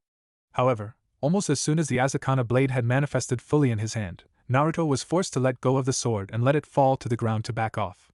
Rias and Akino were also forced to do the same, because the blade suddenly glowed and unleashed a wave of thick, malevolent dark red aura that swirled around the blade. Okay, that's going to be problematic, the blonde muttered cautiously. Naruto, be careful. But before Rias could finish, Naruto had already shot forward, threw the mortal sword to the side and grabbed the Azakana blade, picking it up from the ground and holding it in his hand. The sword shone and unleashed even more demonic energy in waves, causing the two devils to step back even farther from him. Naruto held the blade firmly in both hands, closing one eye as he felt it struggle as if it was a living, breathing creature. And then suddenly, after 15 seconds of struggling, the aura disappeared, leaving the sword motionless in his hand. The runes near the handle, however, were glowing brightly. Not to self, never summon those darkened weapons. I think I got it, Naruto said as he turned to look at Rias and Akino, who were both looking at him with their eyes as wide as dinner plates. Is there something on my face? He then reached his hand up and touched his cheek, finding a hard edge there before widening his own eye when he realized that there was a mask on his face. Based on its design, it appeared to be the one that Yon wore. Are you sure that thing is safe to use, Naruto? Rias asked worriedly as Akino summoned a mirror to show him the mask he was wearing. Pretty sure, Bucho. I feel fine, Naruto said as he walked back to pick up Yon's mortal blade, holding both blades vertically with his arms crossing on his chest, taking on Yon's trademark stance. You know what? I have never felt better, he finished, feeling a rush of power that he had never felt before in his life as he held the two sword firmly in his hands and turned his attention over to the training dummies. The blonde then lowered himself down and then dashed forward, leaving behind a dark red and silvery aura while spinning around, generating a whirlwind that hurled the training dummies in the air before he began to gather his power, generating an aura of dark energy with sparks of fire like particles and red lightning from all over his body before leaping into the air with another spin, unleashing a storm-like wave of demonic energy with him at the center and destroying the practice tools in the process. The blonde grinned as he returned to the ground, with the pieces of the training dummies dropping around him. Naruto had no idea how he did that though, but it felt right with the Azakana blade in his hand. Since Kiba could help him train with his swordsmanship later, the three of them then went to work on a number of different weapons and gadgets combinations that worked well together. Things like Akali's smoke bombs or Zed's shuriken, which he liked a lot more than the traps, bombs and grenades, could be used at any time and with anything to give him an edge in battle. Given time and enough training, he might even be able to fight like the Kinko ninjas one day, just not with all the supernatural powers, at least, not yet. Summoning the champions themselves? Rias repeated Naruto's words while Akino was writing down another weapon combination for him. You think you can do that?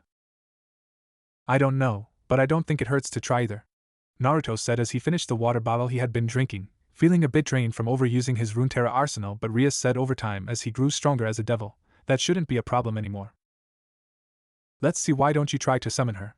Rias said and pointed her hand at Ari, the nine-tailed fox. From what he had been told when he picked her in a game yesterday, the leader of the Yukai faction in Kyoto was a Kyubi, a nine-tailed fox like Ari. Though, it's worth noting that Ari was a Gumeho, a Korean demon fox, so obviously there were differences between them. Alright. Naruto nodded and then sat down, folding his legs and putting his hands on his knees, closing his eyes to concentrate. Usually, he would picture the images of the weapons he wanted to summon in his mind, but this time it was the image of Ari in her splash art, holding her orb of deception in her hands. He's doing it. He really can do it. Akino gasped in amazement as she looked at Naruto, surrounded by a brilliant blue aura. A large magic circle then appeared on the ground with Naruto at the center. The Gumiho champion began to take form in front of him. First, it was her voluptuous body in a red and white Korean dress, and then, her 9 flowing white tails formed behind her, with a pair of fox ears twitching on the top of her head with long dark hair as she took her first breath of air, smiling a little as she stretched her arms. Hold on, she then widened her eyes in realization when she suddenly noticed something. Naruto, stop! Rias, who had noticed the absurd drop in Naruto's demonic energy reserve too, put a hand on his shoulder to stop him before he could continue. Naruto opened his eyes suddenly and looked at his crimson-haired master before realizing that he was sweating profusely. Bucho, what? Before he could finish that question, Naruto suddenly found himself losing all his strength and passing out. Break. When Naruto awoke from his slumber, it had been with a groan. Opening his eyes, the blonde saw that he was back in his bedroom. The warmth under the blanket was perfect, and his bare skin felt great against the silk sheets on the bed. Even better was the soft and warm pillow he had wrapped around his arms. The pillow was warm, smooth and incredibly soft with a very familiar sweet scent of mixed roses and lavender. Turning his head, Naruto wasn't surprised to see the pillow he was hugging was actually the body of Rias Gremory anymore. The girl had her head tucked into the crook of his neck, and her arms tightly wrapped around his waist. Her vibrant crimson hair was spread along the bed the two of them were sharing, and she had her chest pressed right up against Naruto's own. Unlike his first time waking up with her, Rias was still fully dressed, but he had no complaint. Ah, good evening, Naruto, said the girl with a soft smile on her face as she looked up at him. Did you have a good rest? I did, Naruto said, feeling a lot better than before. Why are you in bed with me again? I'm sharing my demonic power to you to accelerate your recovery, Naruto. You almost emptied your own reserve when you summoned Ari. You would have died if you had used up all of your demonic power, Rias told him, making his eyes widen his surprise and then excitement. So he was right, he could indeed summon the champions too. With Runeterra Arsenal she disappeared when you passed out, but Akino and I felt that she had the same amount of energy that you lost trying to summon her. I see, so I am not ready to summon champions yet, Naruto concluded as Rias sat up. If you need a specific amount to summon a specific champion, then yes, you are not ready for Ari. She's after all a 9-tailed fox. But Rias doubted it would be a problem for too long because Naruto's energy reserve was ridiculously exceptional, almost equaling that of a high-class devil despite being a newborn devil. And that's without promotion.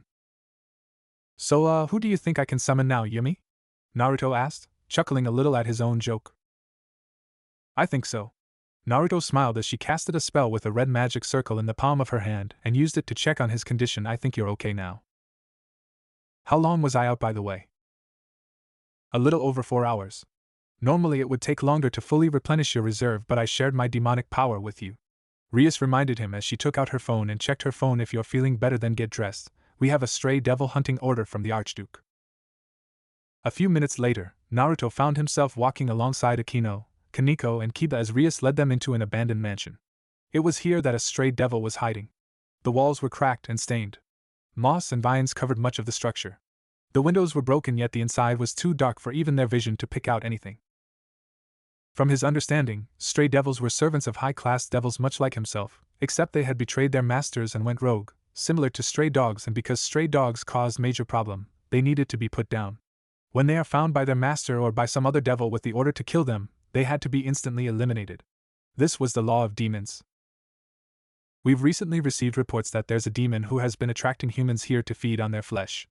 Normally, no one would bother with rumors since there are humans that go missing all the time, but these rumors all led to this house. That is usually a sign that a stray devil has taken up residency here. Ugh, so there are devils who eat human meat too? Naruto asked, feeling fortunate that he hadn't had dinner beforehand. There are, Rias admitted solemnly.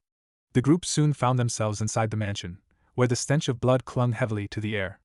Now Naruto felt truly lucky that he hadn't eaten anything, because the sense of blood and rotten flesh was truly horrible. But this should be a good chance for you to see your skill in a fight. She paused for a second, then added, I will also take some time to explain how the servant system works. Whether you want to join us is up to you.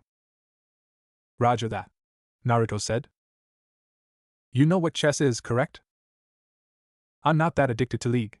Everyone just looked at him, making him add with a forced smile serious. Well, in a manner of speaking, the device I have used to turn you into a devil is very similar to chess pieces, called evil pieces. Like chess, there are the king, the queen, knights, rooks, bishops, and pawns. Each piece has its own unique traits, leading to the creation of the rating game. I see, so which piece am I? He couldn't help but ask, but before the crimson-haired devil could answer, they heard a voice. What a delicious scent. Everyone immediately turned their attention towards the darkness of the room they were entering. Stray Devil Visor, we are here to eliminate you, Rias shouted into the darkness beyond. Naruto widened his eyes when his ears picked up a dull thud some feet away. Something was coming towards them. What a nice scent. It smells so delectable that I just want to eat you up. Perhaps when I do, I'll get the chance to see if your blood is as red as your hair. Naruto's eyes widened when he saw who it was, a female with messy hair, red eyes and no shirt to cover her naked torso. She would have been a moderately attractive woman if it weren't for the fact that her lower half was anything but human, looking like a mix between a lion and some kind of arachnid, with a tail sticking out of her hindquarters that were covered in fur. Wow, you are even uglier than Urgot, Naruto commented in disgust. What an unsightly appearance. Rias crossed her arms under her chest. It suits you well. And you are one pretentious little girl. Visor snarled, and Naruto could see that her human hands were holding on to 2 bloody javelins. I'm going to enjoy staining your corpse with fresh blood as dark as your crimson hair. Humph, Rias smirked and took up a gesture of haughty poise. Such delicacy from a small dog. Naruto, see how well you fare against her. Okay. Naruto grabbed Jin's gun, attracted the sniper rifle to it, and took aim. But seriously, with a target this big, there's no need for him to aim. He just wanted to see just how powerful the full gun was, that's all. Ha, a gun? I'm not imper, but before she could finish, Naruto had fired the first shot, knocking her down to the ground with a gaping hole on her stomach. Ghhh. The stray devil cried out in pain, but Naruto didn't let her and continued with the next 2 shots on her chest and shoulder. Angered, the stray devil charged at them, but Kiba had already darted forward, holding out on either side as his body became nothing more than a blurry streak. Twin swords appeared within his grasp as he reached Visor, slashing and slicing off one of her arms in a spray of blood and flesh. As the rogue devil roared in agony, Rias spoke. Yuto is a knight, and he focuses on incredible speed. So that's why Kiba could move the mouse so fast to dodge every skill shots like he was scripting in League. The handsome Prince of Ko was used to high-speed battle. Die, insect! Visor roared as she lifted a foot to squash Kiba flat.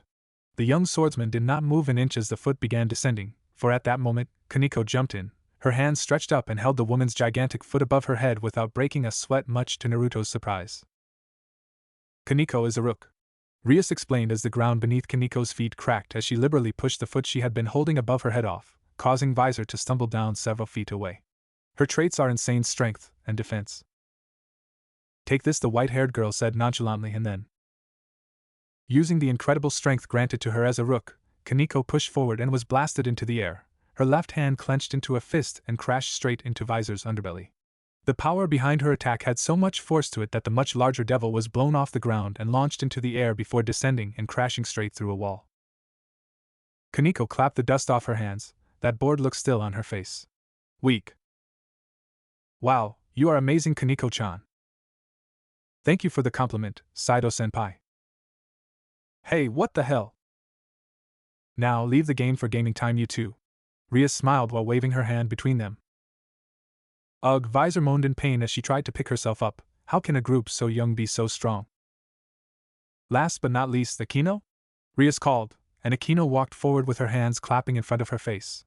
In that instance, Naruto couldn't help but feel that there was something extremely disturbing about the normally gentle and pleasant Nadeshiko Yamamoto of Ko. Now listen, Akino is my queen. Why, you fucking bitch? Era, giggling softly into her hand despite the insult, or possibly because of it too, Akino tilted her head back and looked down at the stray devil. What a vulgar mouth, I think you need to be punished. Zzzzzztt. Akino raised her hand and sent sparks of lightning from her fingertips into the air, creating a yellow magic circle with the crest of the Gremory in the center that then sent out a massive lightning bolt upon the hapless Visor. Gra! As a queen, Akino has all the traits of all other pieces. As Rias spoke, Akino began zapping lightning at Visor. Her breathing had picked up drastically, despite an attack of that level not being anywhere near enough to tire someone like her out. There was a heavy blush staining her cheeks as well, and she was squeezing her thighs together and shuddering in ecstasy every few seconds. Oh my, Aquino licked her lips with a sultry smile as she stared at the horribly charred body of Visor, the small flush on her cheeks increasing to a brighter red. It looks like you can still continue. I wonder how long you can keep this up. Aquino mainly excels in magic. Rias said she uses natural elements like lightning, ice and fire, but above all else, she is an ultimate sadist. Ugh, so this woman was basically like Evelyn. So much for the gentle and pleasant Nadeshiko Yamamoto of Ko. But it's hot, nonetheless. Ha!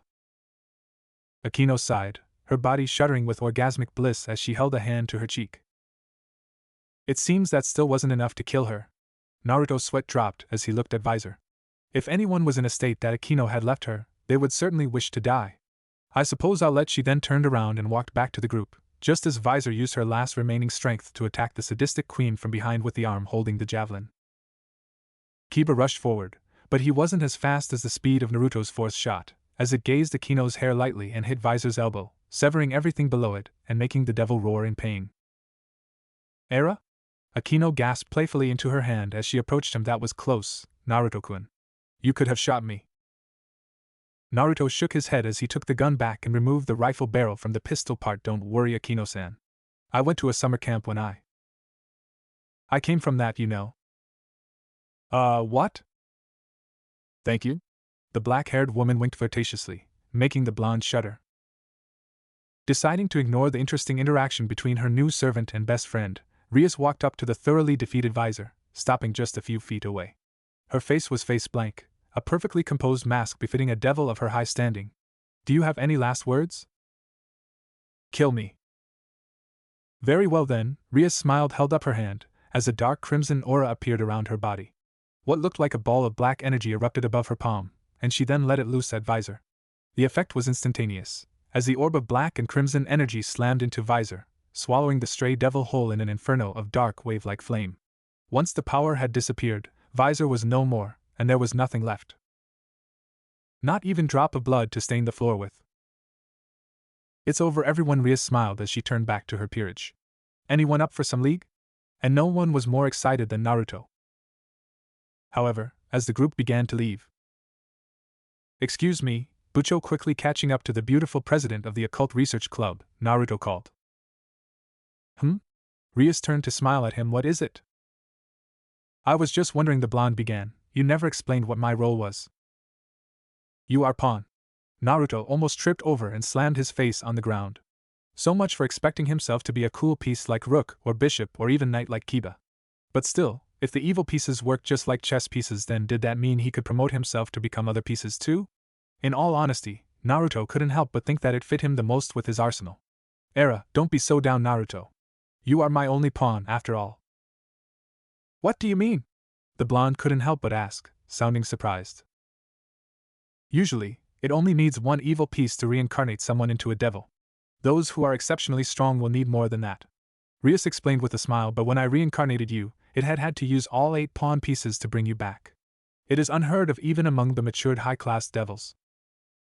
That means you are very special, Naruto Uzumaki.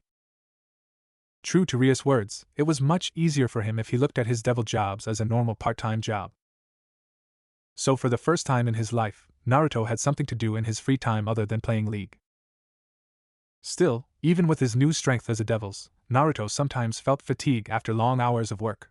However, not that his jobs were difficult to do, and Naruto was glad that the people who made contracts with him would only ask him to do normal household chores, go shopping with them, or be their gaming partner, something that he enjoyed doing even though none of his human clients played League.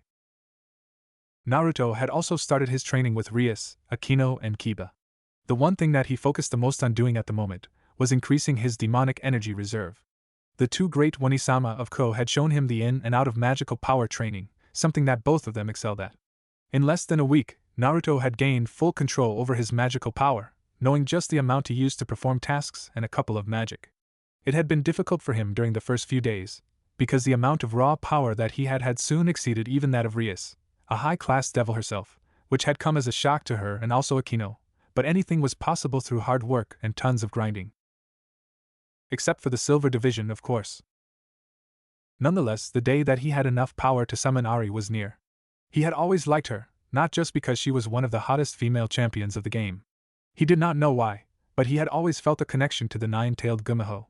Nowadays he rarely played her because she was no longer a meta pick, but Ari had always been one of his most favorites. What kind of summer camp did you even go to, Naruto-kun?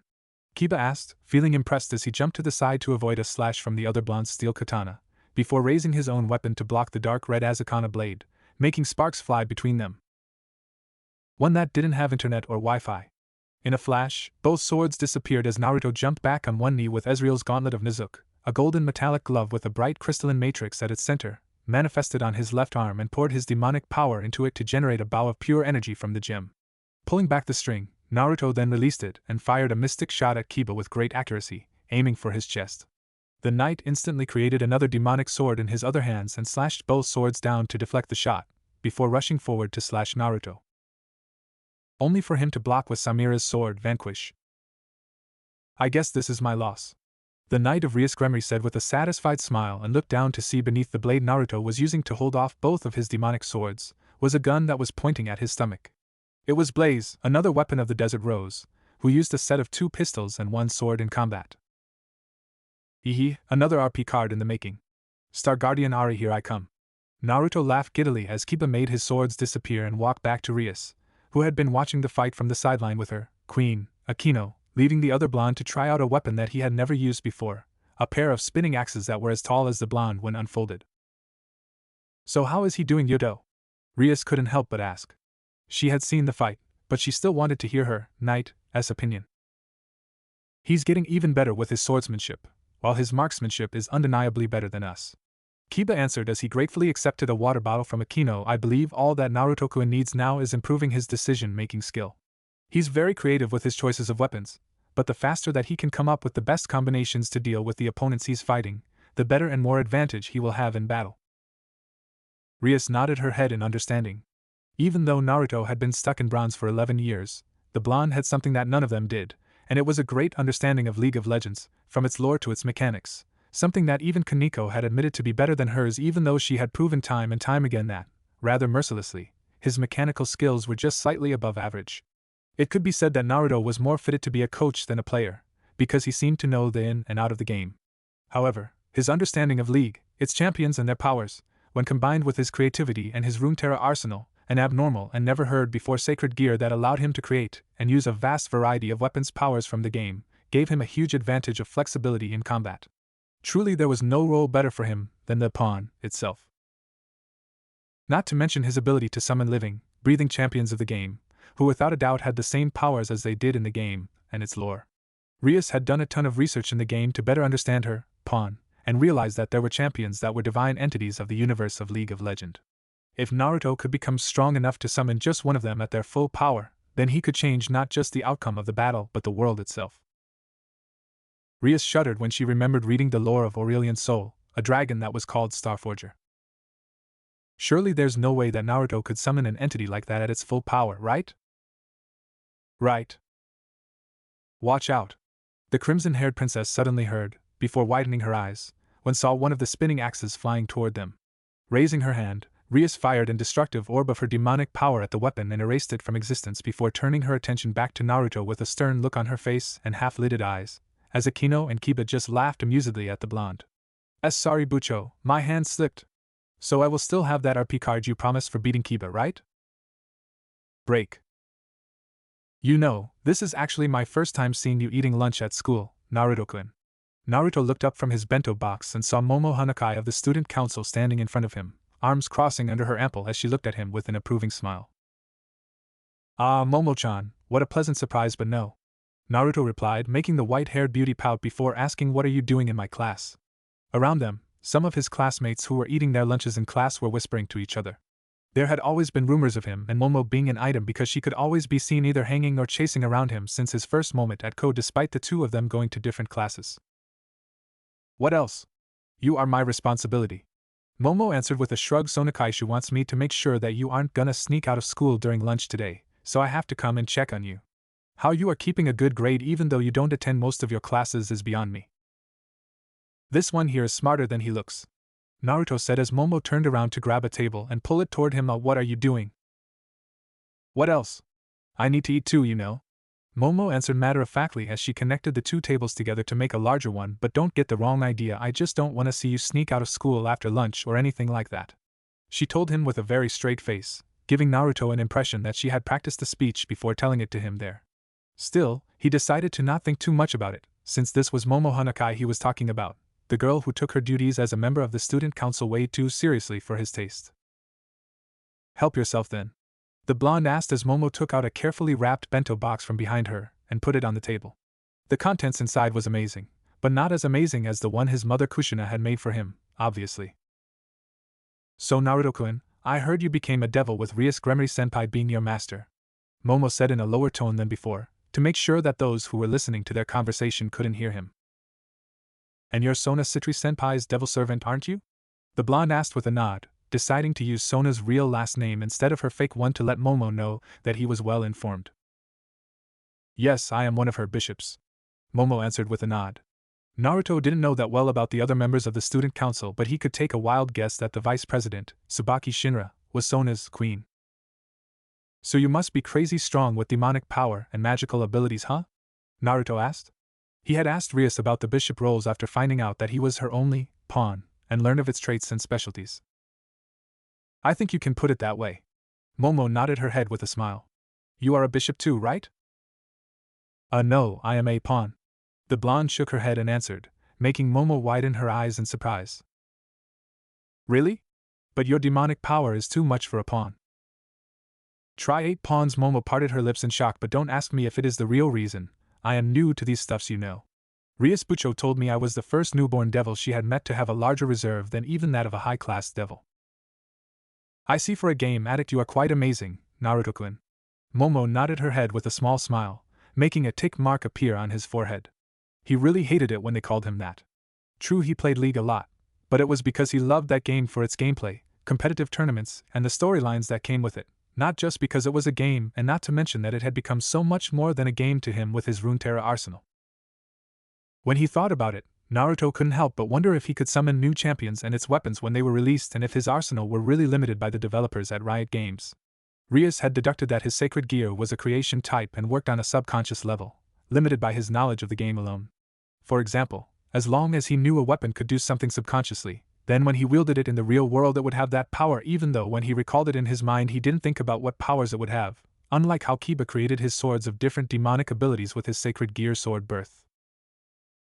It was also worth noting that his sacred gear could not be used to create any weapons outside of the world of League of Legends.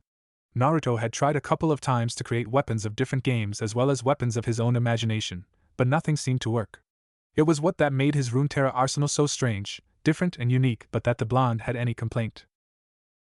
It was after school that Naruto couldn't decide whether or not he should just go home and train on his demonic power control on himself a bit more, or head to the internet cafe to play some League. Sure, he had a PC at home, but playing at home he also needed to watch out for his mother, who disapproved of him spending too much time on the online game.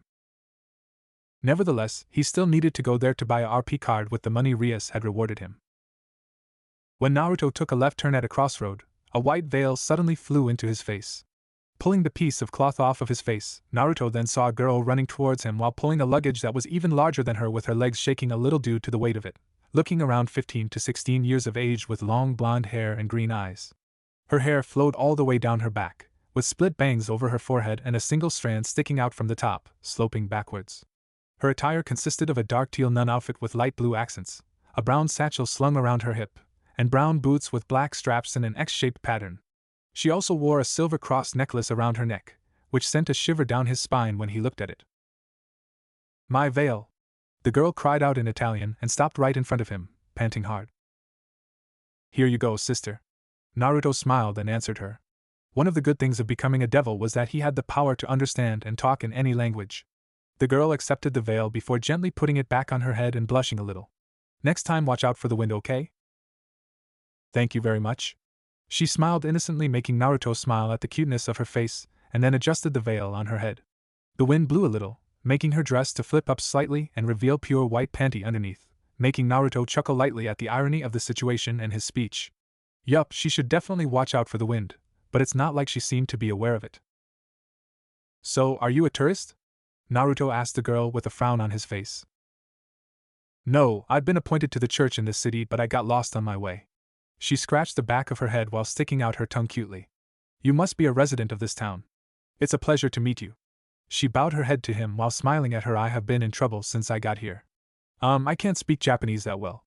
I was lost and other people couldn't understand what I was saying. I am so glad that I'm able to meet you. She held her hands together in front of her chest and looked really depressed. I think I might know where the church is.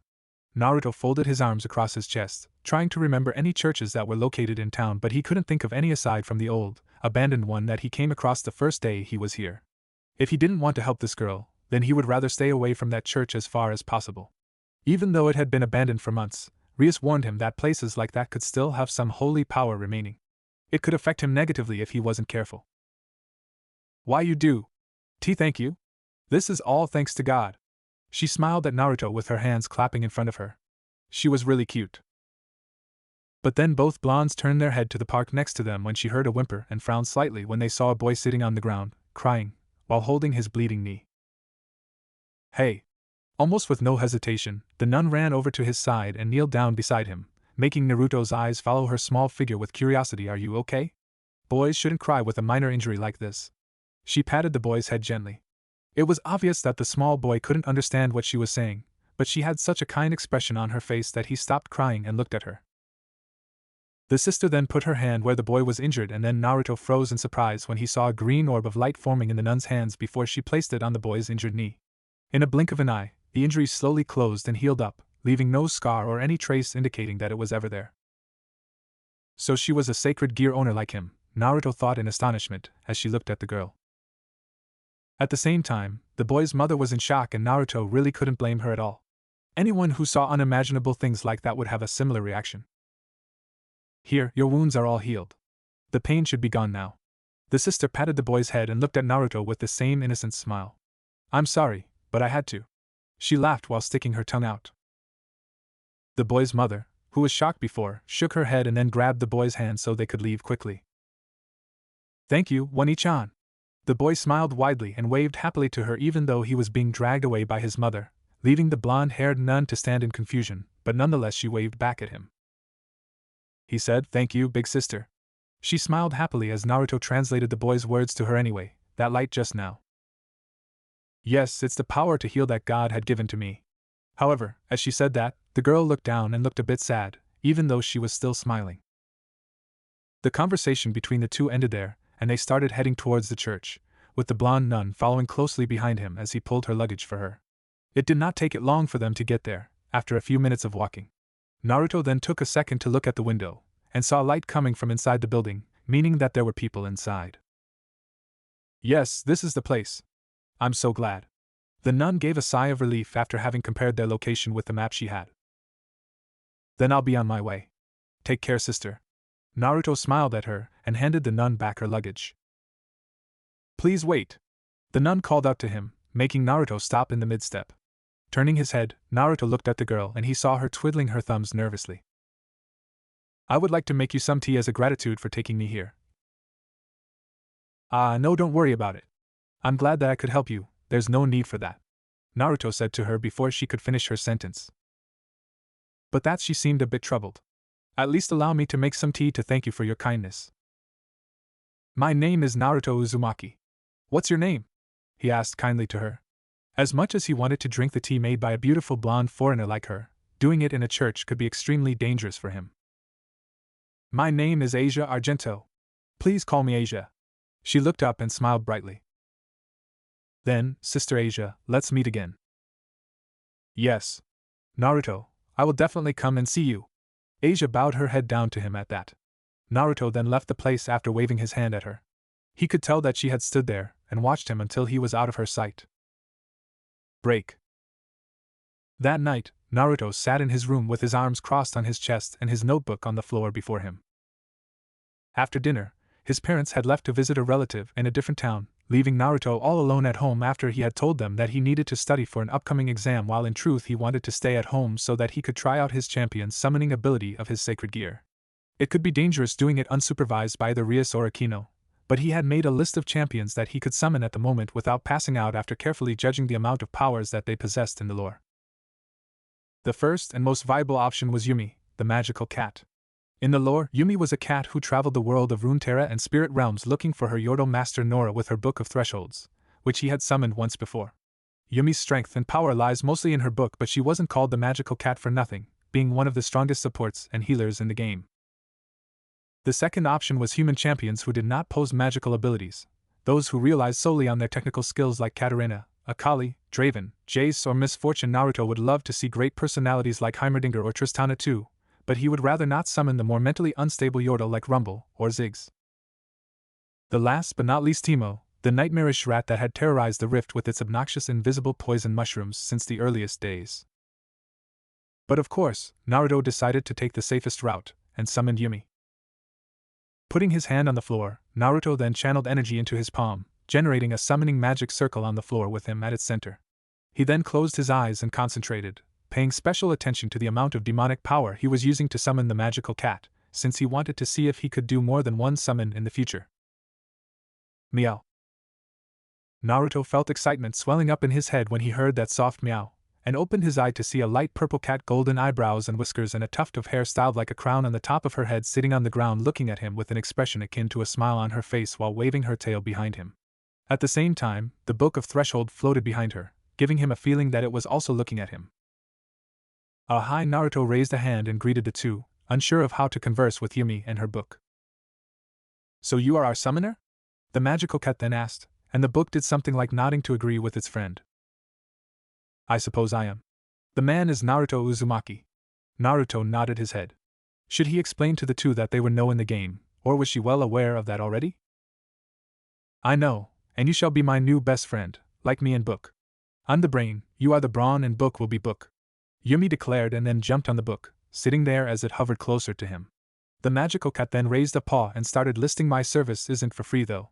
I demand a fishy fish dish 3 times per day, and a good chin scratch whenever I feel like it. Whenever we find rats, I call dibs. Or a bug, or a fish. Naruto laughed in amusement. Ahaha, you're just like Yumi in that League of Legends game, right? Me coming from a game doesn't mean that I don't like fish, isn't that right, Book? Yumi asked, making Naruto drop his jaw in shock before asking him, so do you have any fish? I think my mom left some in the fridge, follow me. Naruto grinned as he stood up and walked out of the room with Yumi following him in the air riding on her book. So you tried to summon Ari last time, didn't you? Yumi suddenly asked when he was defrosting a trout in the microwave for her. Wait, you knew? Naruto asked in surprise. How did you know? Ari told me. How did she even tell you? Naruto couldn't help but ask. Was League of Legends so much more than just a game, or did it have something to do with his sacred gear? When I met her on Summoner's Rift yesterday, we were in the same team. Yumi explained and then growled in annoyance. She told me you might try to summon me next because outside of the fields of justice I don't have as much magical power as she does. That prideful fox. She completely ignored Book. I see, so there's like a world of Runeterra out there? No, not out there. Yumi floated closer to him and pointed her paw at his chest. In here. The blonde widened his eyes in shock at that.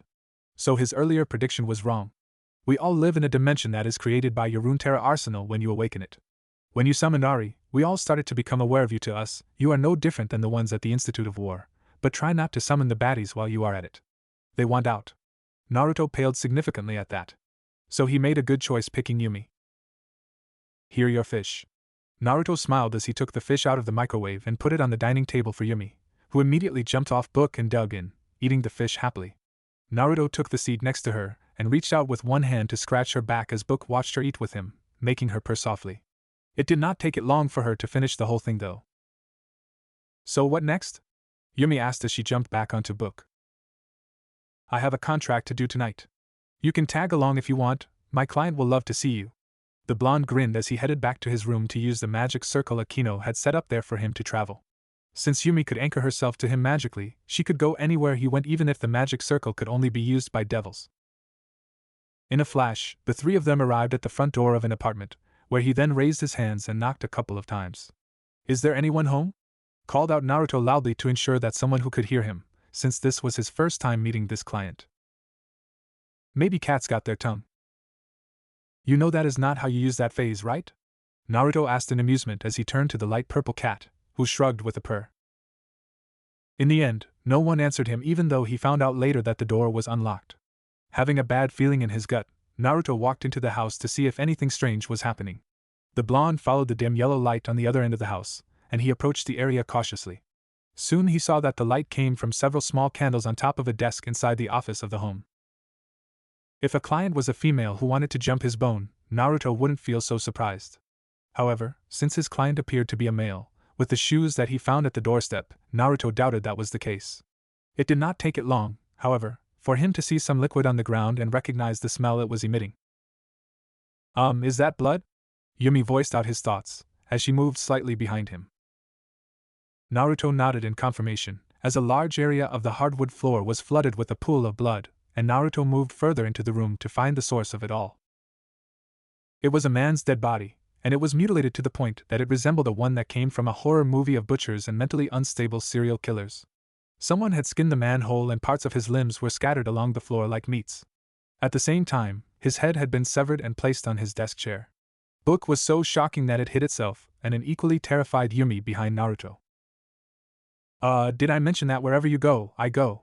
Just don't go somewhere bad? Yumi asked nervously as she perked her head up from behind his shoulder. Look at that, a talking cat and a shitty devil. Am I in Wonderland? Asked an eerily calm voice from the couch. He had short white hair and red eyes, and the clerical clothing he was wearing made it obvious that he was an exorcist. His enemy. So you too are the devil this guy tried to summon before I killed him. You did this? Naruto asked, narrowing his eyes. The white-haired man chuckled a little crazily, and pulled out a gun and a light blade in his hands. This guy tried to summon an evil bastard like you, so he deserved to die, said the exorcist as he turned to fully face the blonde. But I wanted to have some fun while I was on the job, so I played with his limbs a little. From what I can see here, you are the only evil here, pal. The blonde devil gritted his teeth as he summoned Yon's swords to his hands. My, are you angry that I killed a human when I am supposed to be a priest? Ha ha ha, spare me that retarded kindness. The priest said as he waved his weapon around. Listen to me carefully, you are a shitty devil. Devil use humans to survive. Supporting a poor devil like you, they were no longer human and that is the end, and that's why I killed them. I earn my living by killing demons and those who have a contract with demons. This is my job. Now I'm going to stab your heart with this lightsaber, and I'm going to blow your head off with my cool pistol. Man, I'm really going to fall in love with you. And with that, the white-haired priest ran at him and slashed his sword down, but before the light blade could reach him, a large transparent energy shield formed around the blonde, causing the light blade to bounce off harmlessly. Ugh, even a rat like Twitch has a better attitude than you. Yumi hissed from behind Naruto as Book nodded in agreement. Naruto, bite him! As Book carried Yumi back, floating behind him, Naruto shot forward and attacked Freed with both of his blades, forcing Freed back as he tried to block it with his sword. The priest cursed at them, and aimed his gun at Yumi, attempting to shoot her down, but the bullet just passed through her harmlessly as she stuck her tongue out to mock him before Naruto slashed his Asakana blade up to sever the priest's gun in half. Before he could even react, Naruto had replaced the mortal blade in his left hand with Samira's pistol, Blaze, and fired 3 bullets into his enemy's stomach, making him cry out in pain and cough blood while stumbling back. The blonde then made both weapons disappear and replaced them with a pair of Akali's kunai before unleashing them at the priest, stabbing into his shoulder and pinning him against the wall next to the body of the human he had killed. Gah! Fuck you, you shitty! Before he could even finish, Naruto had already thrust the barrel of Blaze into his mouth and pulled back the hammer with his thumb. Yumi, you don't have to see this, Naruto said as he glared murderously at the priest's. Book turned her around. Hey! No! The magical cat complained as Book grabbed her by the crook of her neck and turned her around. Huh! She then made a sound of confusion. I'm sure that Bucho won't mind if I kill a shitty trash like you. The blonde muttered and was about to pull the trigger when suddenly. Please stop!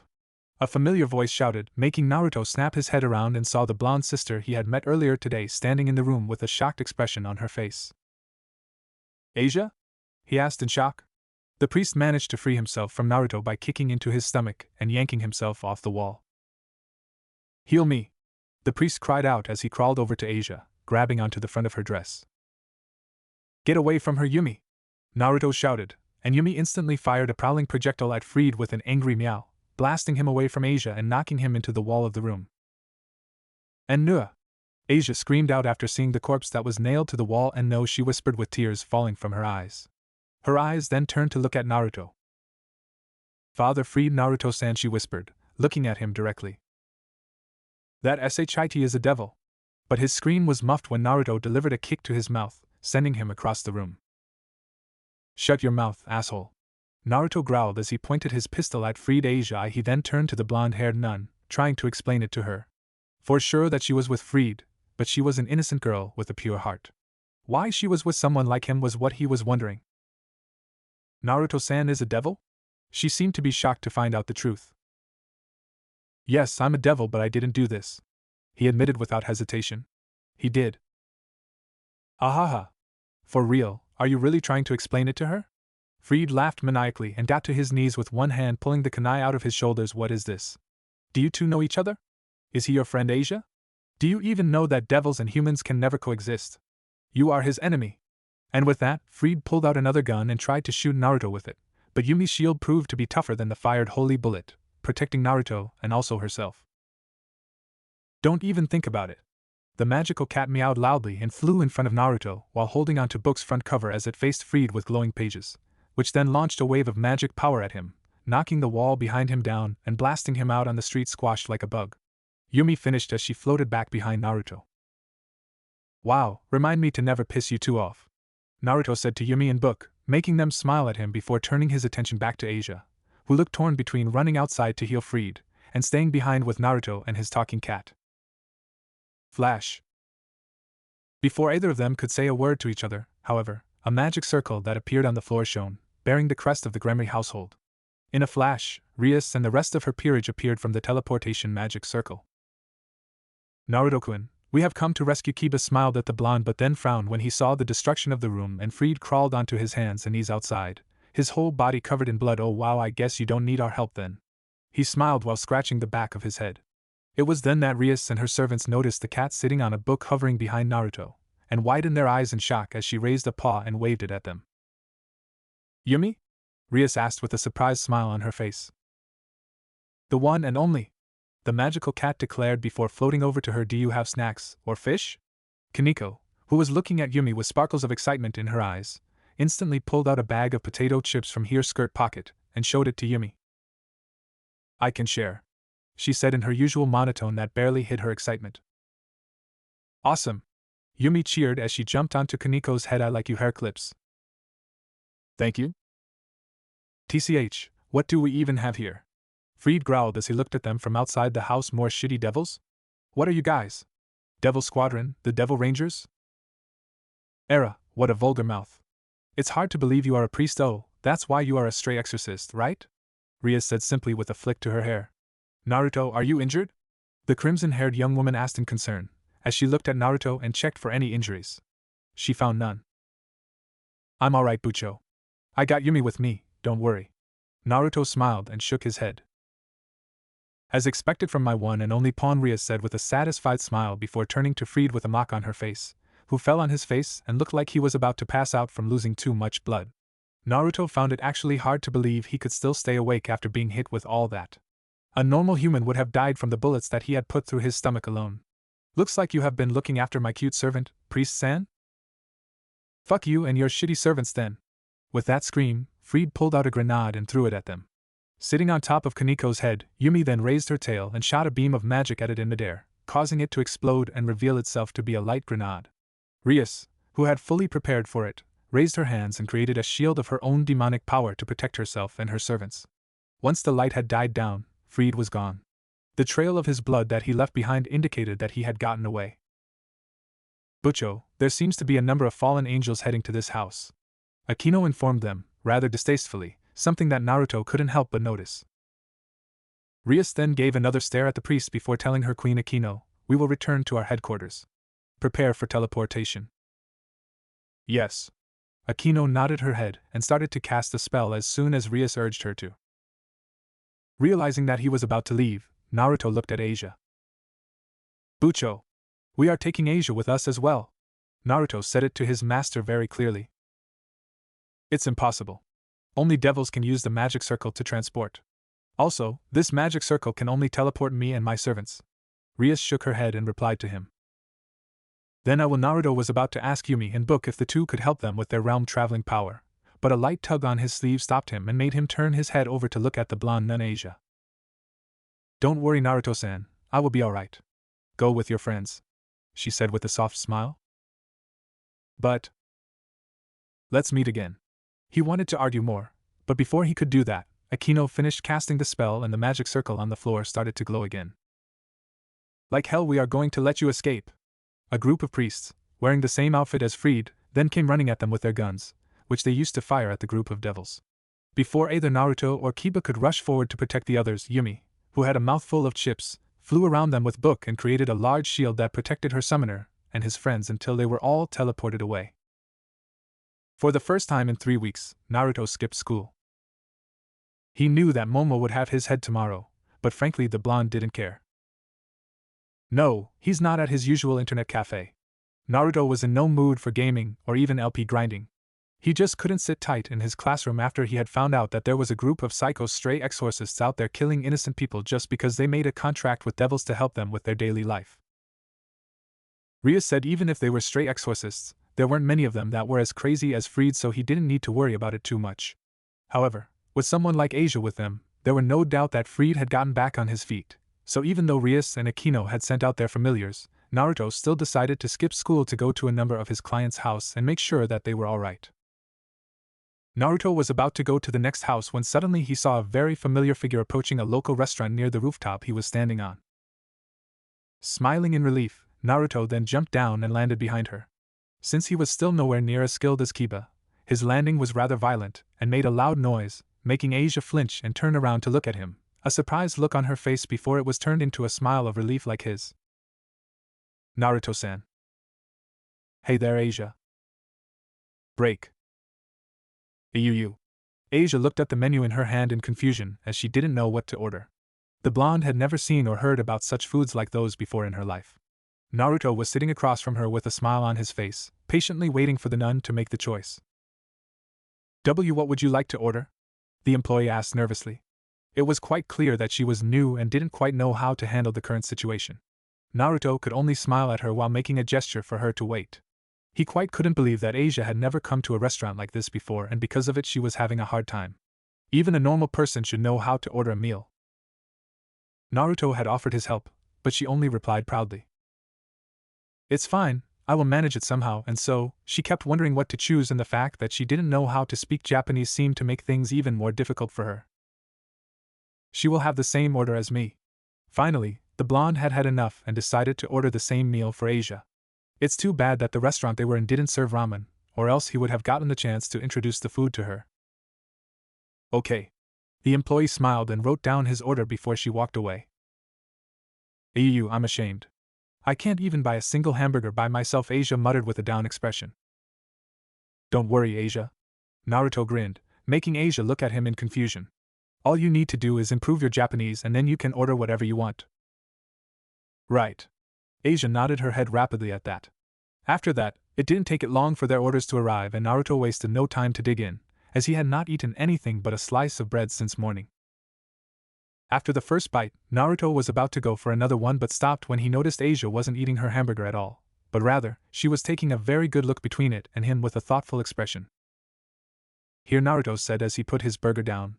He could tell that Asia just didn't know how to eat her food. Reaching forward, the blonde then picked up her burger and started unwrapping the cover for her, revealing the delicious-looking contents inside. "You can eat it after taking the wrap off like this. No need for a spoon or anything, just use your hands." "There's actually a way to eat like that." "Amazing." Naruto nodded his head as Asia gently took the burger from him. "Try it." "Why, yes." Asia nodded her head and took a small bite of the burger, chewing and tasting it very carefully before saying with a bright expression on her face, "Delicious. This burger is very delicious." "I am glad that you like it." Naruto grinned at Asia, whose eyes were shining with excitement before asking, "You never had a burger before?" Asia shook her head and then answered him, "No. I have seen it often on television, but this is my first time eating it. I'm moved. It's delicious." "Okay, so what do you normally eat?" "Mainly bread and soup. I also eat vegetables and pasta food." "Sounds too healthy." Naruto chuckled while nodding his head. He himself had never been a fan of vegetables of any types, and hated them the most whenever he had to eat them with ramen. "Then eat that burger carefully so you remember the taste, okay?" Yes. I will eat it with joy. And with that, Asia started eating it with a delight expression on her face. The two then began to talk a little, with Naruto being the one who asked the questions and Asia answering them truthfully, not that she seemed capable of lying. Naruto was relieved to find that the exorcists and fallen angels didn't do anything to her to become friends with a devil like him. However, Asia still had to use her sacred gear to heal Freed. It appeared that Asia's healing power was powerful enough to heal all the bullet wounds and the damages Yumi had done on him. All the bullets Naruto had fired at him with Samira's blaze revolver had all gone through his body, so there had been no operation needed to remove them. However, when he had asked why she was out there, Asia said she had time off, but he couldn't just shake off the feeling that she was running away from something. After that, she became a bit depressed, so Naruto decided to think of a way to cheer her up. There was only one decision that he could come to. Asia. Why, yes. Have you ever played a game on a PC, I mean on a computer, before? Asia tilted her head to the side cutely for a moment in confusion before answering. I have never tried, but an abbess has taught me how to use a laptop before. Why do you ask? I have decided. Naruto declared with a huge grin on his face, today we should forget about everything. Let's go out and have fun. Eh? The nun looked surprised. Let's go to my favorite internet cafe. Break. Why, everything looks so amazing here, Asia said in amazement as he walked into the internet cafe with Naruto, who then headed over to the host table to create a user account for her. There are so many computers here. Best internet cafe in town. You won't find any place better, Naruto said as he walked back to Asia and smiled at her before making a gesture with his head. Come on, let's find two PCs next to each other. With that, Naruto led the blonde nun further into the cafe. Since it was still school time and everyone but Naruto was still at school, there weren't too many customers, so his usual seats were still available. Sit here, Asia. Naruto grinned as he pulled the chair back for Asia like a gentleman, before leaning forward to type the user account to unlock the PC for her. In quick succession, he turned on the League's client and used an old account of his for her to play before using the next few minutes to explain to her how the game worked. The blonde looked confused for the majority of his explanation, but she listened very closely with a very serious expression on her face. I think I get it, Asia said finally with her head tilting to the side. Let's do it then. Do you want to try playing Yumi? Naruto asked and opened the shop to show her the magical cat. What really is her? She's so cute. Asia cooed at the splash art of Yumi and her book. Your power is so amazing, Naruto-san, to be able to bring her to this world. It's as if you have the power of God himself. Well, I don't think I can do the same thing as the Almighty, but Naruto blushed at that and purchased Yumi for Asia before heading into a custom versus bots game to show Asia how to play her. Yumi had one of the easiest and most simple gameplay of the game, so she shouldn't be too much of a problem for a beginner like Asia. I see, Asia nodded her head as she clicked her mouth around and guided Yumi's cue, prowling projectile. You gotta remember that you can only guide it like a homing missile when you attach her to an ally. The arrow will fly in a straight line if you are outside, Naruto explained, and Yumi won't be able to attach to an ally if she gets hit by crowd control effects, negative statuses like stun or knock airborne. I think I get it, Naruto-san. The girl nodded her head. Just follow my instruction in the game, and we will be good. The blonde grinned as he created a duo queue rank lobby with Asia. Let's go. He cheered. This had to be his first time duo queuing up with anyone, let alone a cute girl like Asia. Sure, she would have problem playing and he might lose a ton of LP, but he knew it would be worth it. Click accept. He then started instructing. Okay, so you are first pick. Great. Let's ban Thresh and Leona, those two Yumi hates the most. And with that, the two went on into their first game together, with Asia playing Yumi and him playing Lucian against the enemy bot laners, Lux and Ezreal. Heal. Asia. Press E. EUU. Activate her R and we win this. So I detach and hit the enemy champion to gain a shield? That's right, but you gotta be careful not to get hit by them. Naruto nodded and trailed behind Asia so that he could assist her if she got hit by Lux's light binding, but in the end she didn't, and as soon as she had gotten the shield, she used W, U and me to fly back to Naruto. Damn, you are a natural, Asia. He grinned, giving her a thumb up. Thank you, Naruto-san. Asia smiled radiantly at him, and before long, the two began to draw the attention of every customer in the cafe as a sign of two foreigners. One of them was a cute girl no less. Playing League was a very rare sight. Even the owner himself went over to watch their games, cheering for him whenever he got a kill and giving Asia tips to properly support a hard-stuck bronzy like Naruto with Yumi and build her champion whenever she recalled and went back to base to Regen and buy new items. Before everyone knew it, Naruto and Asia were in the 5th and final game of his silver promote. Okay, calm the fuck down, Uzumaki. A second-year male from a local school said as he hit the blonde squarely on the back of his head, but Naruto didn't even react to it. He was shaking and sweating nervously, even though he had been put in this situation more than 100 times for the past 11 years. Yeah dude, you can't let the girl carry you. Gotta show her how a man plays his game. Another said as he grabbed his shoulder. Yo! Don't build Kraken Slayer this game. Zed will one-shot you with just one Q and E. Go Immortal Shield Bow or Gale Force. No backseat gaming, let Naruto concentrate. The owner roared. Come on kid, you can do it, and remember plated steel caps is always an option. You're no better than us, Iruka-san. They all said, making the owner's sweat drop before the whole cafe fell into silence. Holy shit, I can't dude. This is worse than a horror movie. A student said to his friend as Naruto's whole team was wiped out, making them lose the Baron. The current kill scoreboard was 32-45 in favor of the enemy blue team. Red team was down 3 towers, but they had 3 drakes and an incoming Inferno Soul if they could secure the last dragon. Naruto had a KDA of 10/5/12 as Kaisa, while Asia, who was playing Seraphine because Yumi had been banned, had tears in her eyes. She didn't fully understand the game yet, but she could tell how important it was by feeling the tension and pressure from everyone around her, and it made her extremely nervous. Her KDA wasn't making her feel any better also, as she had died a total of 12 times and only 10 assists. If Asia-chan can hit a 5-man R, and his team can secure the final Inferno Drake, then they should win, right? It all came down to a fight in the Dragon Pit, with minions in top and mid pushing for the red team. Asia was spasming her abilities so that she could use her empowered W surround sound to shield and heal Naruto's Kaisa and her teammates, as the enemy Jace continuously poked them down with his shock blasts. As the Inferno Drake was initiated by the enemy jungler, Lee Sin, and was hammered down by the rest of his team at a rapid pace. Naruto waited patiently for the dragon's health to drop below 1000, and fired a Void Seeker blast into the pit at the same time his jungler, Jarvan 4, went in with a combo of Damation Standard and Dragon Strike. The two junglers smite the dragon almost at the same time, but it was Naruto's ability that secured the dragon, causing the whole internet cafe to explode into cheers and roars of excitement. Asia, seeing her chance, launched Seraphine's ultimate ability at the enemy team, Encore, which then traveled through all 5 of them and dealt massive damage with the Inferno Soul explosion. However, it was the charm status that came with it that allowed Jarvan 4 to dunk on all 5 of them with his R, Cataclysm, locking them all in a circle of impassable terrain, allowing Naruto, with his Kaisa R killer instinct, to dash to the side and rain auto attacks down the enemy team, hitting multiple targets at the same time with Renan's Hurricane and Kaisa's Icathian Rain. One after another, the enemy team fell with Zed managing to get away, but Naruto sniped him down with a max-range Void Seeker blast, acing the red team. Yeah! The whole cafe roared in excitement. End the game. End the game. End the game. They chanted as the blue team charged into the red team's base and destroyed one turret after the other before going for the Nexus. Once it had exploded and the victory sign had been shown on Naruto and Asia's screens, the whole internet cafe cheered once again.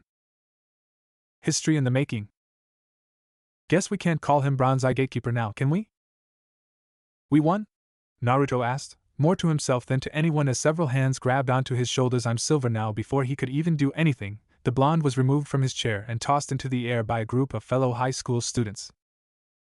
Asia, who removed her headphones and put it down gently on the table, had a smile on her face as she turned and looked at Naruto.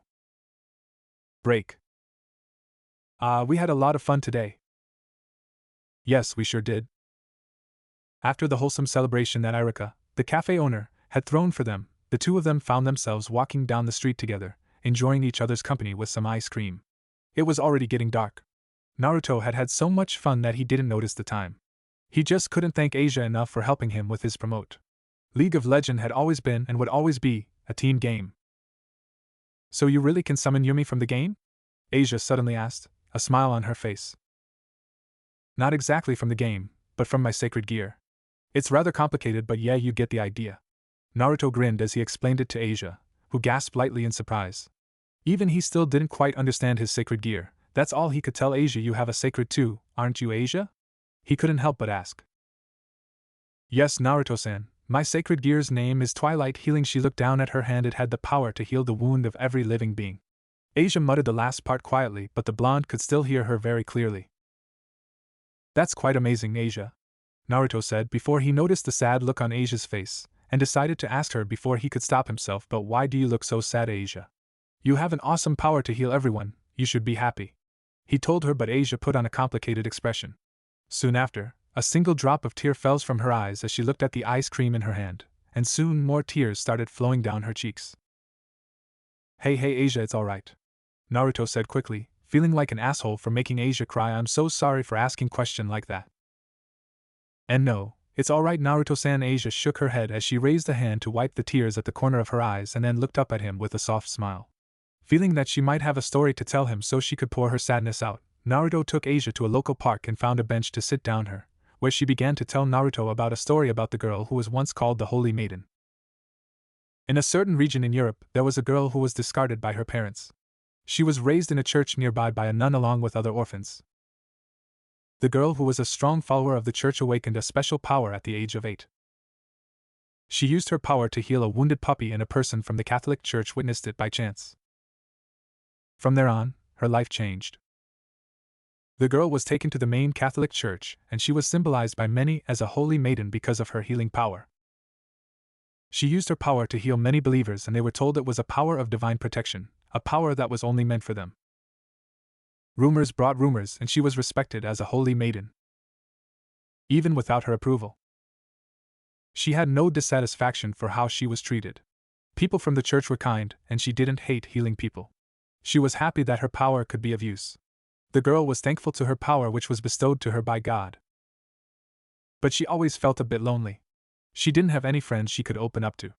Everyone treated her nicely and was nice to her. But there were no one that were willing to become her friend. She understood why. She knew that they were looking at her power as something irregular. They didn't look at her as a human but as a creature, an instrument that could heal humans. But one day it changed. By coincidence, there was a devil nearby and she healed him. A wounded devil, and the girl, pure at heart, couldn't ignore him. She thought that even if it was a devil, she had to heal them because he was injured. It was her kindness that made her take such an action. But that one decision changed her life forever. One of the people from the church saw that incident and notified others. The leaders of the church were shocked about it. A power that can heal devils. Something absurd like that cannot happen. The power of healing can only heal the followers of God. Yes, there were several people who had the power to heal, but the power to heal even devils was out of the question. The people of the church thought it was common sense that the power of healing doesn't work on fallen angels and devils. Apparently, a similar incident had happened in the past. The power to heal fallen angels and devils that were not protected by God, but that was feared as the power of a witch. So the people saw her as a heretic. Damn witch that heals devils. The girl who was respected as a holy maiden was then feared as a witch, and the Catholic Church turned their back on her. She didn't have anywhere to go until an organization of stray exorcists picked her up. In other words, she had to get protection from the fallen angels. But the girl never forgot to pray to God. She also never forgot to thank God, but even so, the girl was abandoned. God didn't save her. What shocked her the most was that there was not even a single person in the church that was willing to defend her. In the end, there was no one who cared about her. As Naruto listened to Asia's story, he had an expression of shock that then became anger. His hands balling into fists so hard that his nails was cutting into his flesh and drawing blood from it. Those people, how could they do that to a girl like Asia, who had done nothing wrong? She had only done what they all had taught her to, and that had been showing her kindness to others, even if it was a devil. Naruto had never felt such anger in his life. I think it's because I didn't pray enough. It's because I'm clumsy. I'm so stupid that I can't even eat a burger by myself, or know how to play my role properly in a game. Asia wiped her eyes as more tears were falling down her eyes while laughing softly. This is also a trial that the Lord gave me. Since I'm a clumsy nun, the Lord gave me this trial. So I have to endure it. Asia said, more to herself than to Naruto as she then looked up and stared at the sky above her. I'm sure I will make lots of friends one day. I have a dream. I want to go buy flowers with a friend, buying books and playing games together and... Asia trailed off as she turned her eyes back to Naruto before her nose catching the familiar scent of blood, and looked further down to see it dripping down from his hands and gasped in shock. Naruto-san, your hands. Asia quickly took it and used her power. A green light appeared around it, and the wound where his nails had caused slowly healed up. Asia, you want to make a lot of friends, don't you? Naruto asked before smiling brightly. Would you like to become friends with me? Asia sat there, looking puzzled. Why? Why do you want to make friends with someone like me? Why not? We talked, right? We played League with each other all day, right? We had so much fun together? If that doesn't make us friends, what will? Is this a pact with the devil? It's not. Asia and I are going to become friends with each other. We will talk when we want to, we will play when we want to, and yeah, I will also go shopping with you. Whether it's books or flowers, we will go shopping as much as you want. Okay? It was the first time he had ever said anything like that, so he didn't know if he was saying the right thing or not. Still, those were words that came from the bottom of his heart. If that was what he could do to help this girl, then he would gladly befriend Asia and protect her with his life, just like he would with any of his friends, his master. Asia had both of her hands over her mouth and once again started to cry. Although this time, it wasn't the tears of sadness. But Naruto-san, I have no common sense. You can learn by living in this city. If you go around looking and talking to different people, then you will know eventually. I can't speak Japanese. I also don't know about its culture. I will teach you. Leave it to me, he said determinedly. I also don't know what to talk about with you. We can talk about League. I will teach you to play it fully later if you want, and then we can talk about the game all the time. There are so many interesting things about it, so we will never get bored of it. He grinned. So will you become my friend? She nodded her head repeatedly. Then, let's get along from now on, Asia. Asia's face then broke out in a beautiful smile as she held tightly onto his hand, touched by his words. Everything was going to be alright now. She didn't care about that incident anymore, and she wouldn't care about how painful that past was. All that she cared about was staying at Naruto's side, learning to and playing League with him forever. I know someone who can cheer you up. Naruto grinned and held out his hand, with Asia's on top of his. He then channeled his power, and in a flash, Yumi the magical cat and her companion Book of Thresholds appeared on their hands. Meow. Why, Asia said in amazement as she stared at the cute little cat with sparkling eyes, who looked up at her with a smile on her face while waving her tail around. Yumi then jumped onto her shoulder and rubbed her gently against the crook of her neck as Book flew up and hovered behind them. She's so cute. The former nun cooed, raising her hands up to stroke at the soft fur on Yumi's little body. Yumi will be your friend too, won't you? Yes, we are going to be best friends forever. Yumi nodded her head and said proudly before looking at her companion. Book will also be your friend too, Asia. Nothing's gonna separate us. The Book nodded repeatedly at that, making Asia's eyes tear up. You see, Asia? Naruto smiled as he put a hand on the girl's head, rubbing her hair softly. You have 3 friends now. Making friends isn't as difficult as you think it is. The girl couldn't take it anymore and threw herself at him, wrapping her arms tightly around his neck as she leaned her head on his shoulder. Thank you, Naruto-san. Yumi Book Asia cried softly as Naruto returned her affection by wrapping his own hands around her, allowing the magical cat to nudge herself closer and join in with them. Thank you. Naruto knew at that moment, one of his goals in life was to protect Asia and her dream. What a heartwarming scene, but no, it's impossible. There was a voice and instantly Naruto whirled around with Samira's revolver, Blaze, in his hand, having felt a presence behind the moment they said the first word. A black winged figure standing in the middle of the air lowered down before them with her arms crossed, and he instantly recognized her as the woman who killed him and his classmate Issei Haidu the night Rias revived him as her servant. Rainer-sama, said Asia with a shocked look on her face. We meet once again, Naruto-kun, started the fallen angel with a smirk on her face.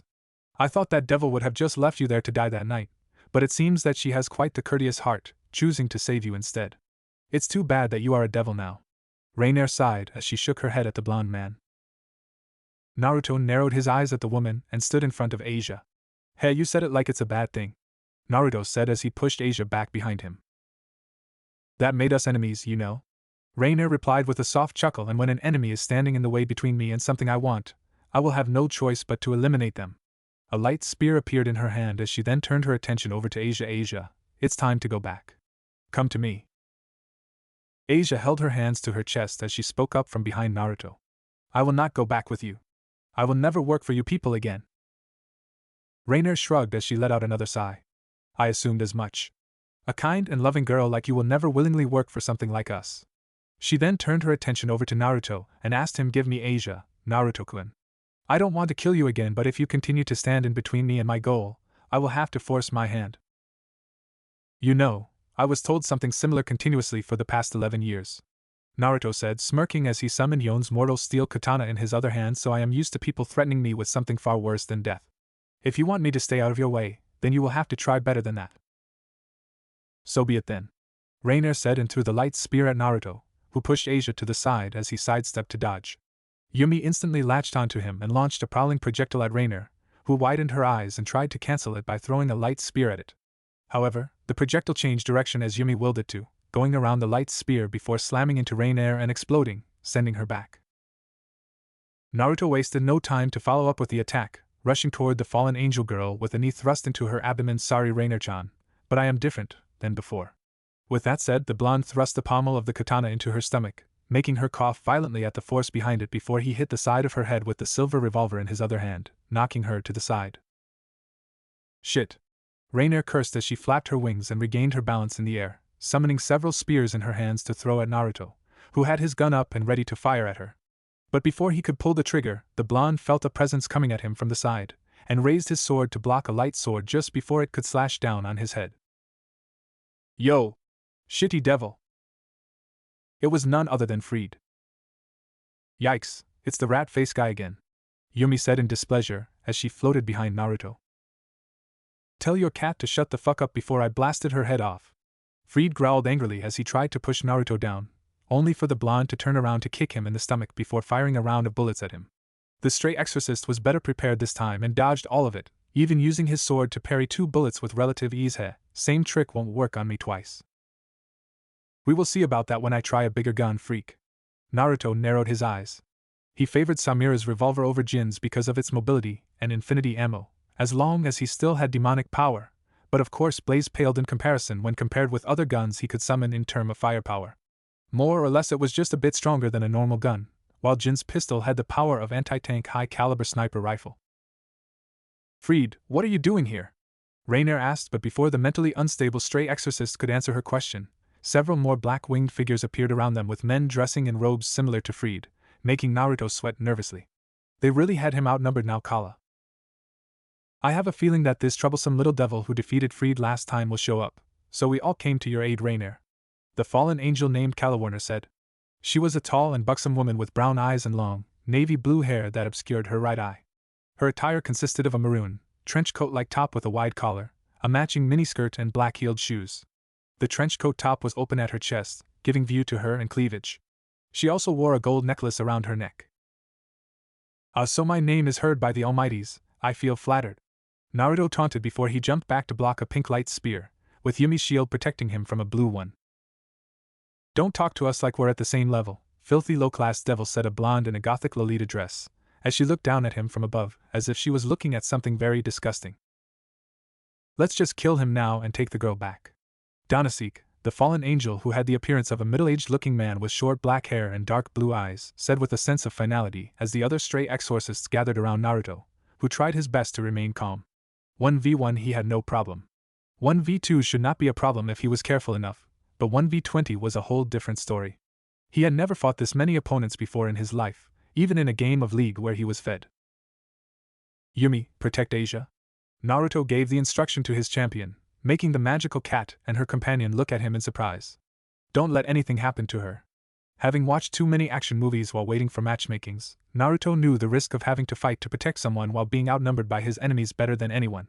If he wanted to keep his head in the upcoming fight, then Asia needed to be protected first and foremost.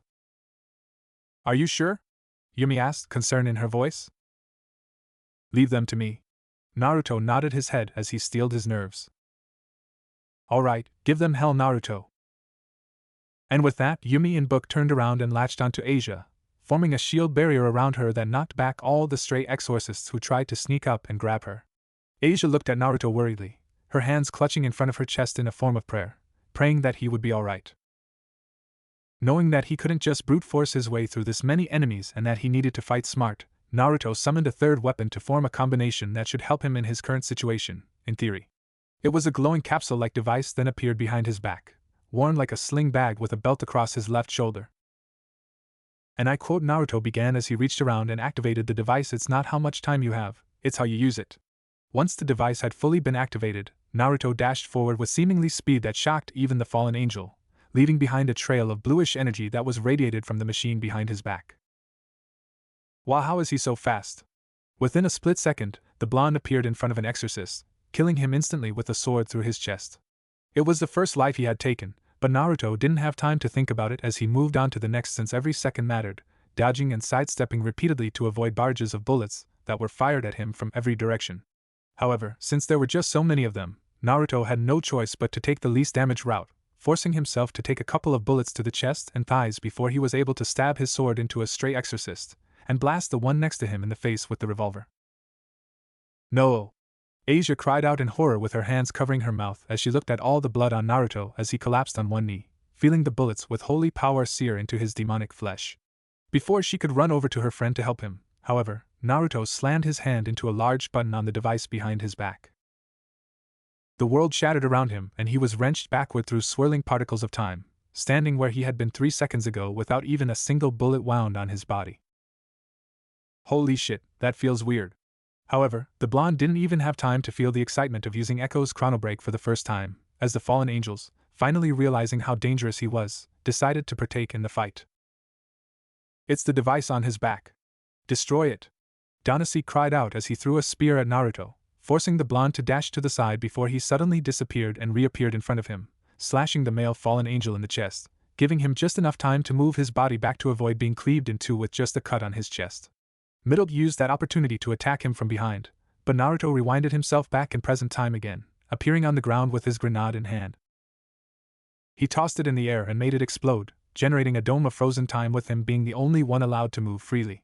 The blonde dashed around, seemingly moving at godly speed from the exorcist's fields of vision, and cut them all down one by one. Because bullets moved extremely slow in the area of parallel convergence, Naruto didn't bother using his revolver, as he knocked the ones fired at him to the sides with his sword to make way for him to go for his next target. Once parallel convergence ended, however, a gunshot was heard and Naruto looked behind him to see Echo's Z-Drive engine shutting down. Fried, who had managed to leave the area before the time grenade exploded, was standing behind a tree, holding a smoking gun in his hand with a wide smirk on his face. Too easy to predict, you shitty devil? Naruto widened his eyes at that before he felt a heavy blow in his gut by the two fallen angels Rainier and Calawarner, who flew at him and threw their wholly enhanced fists into his stomach at the same time before punching him in the face. Asia let out a scream as the blonde was sent flying backward and crashed into a fountain, breaking the top portion before falling down. Asia looked terrified as she quickly ran over to Naruto and started to heal him as much as she could. "Are you okay, Naruto-san?" asked the girl desperately as Yumi went over to him and started healing him as well, accelerating his recovery even further.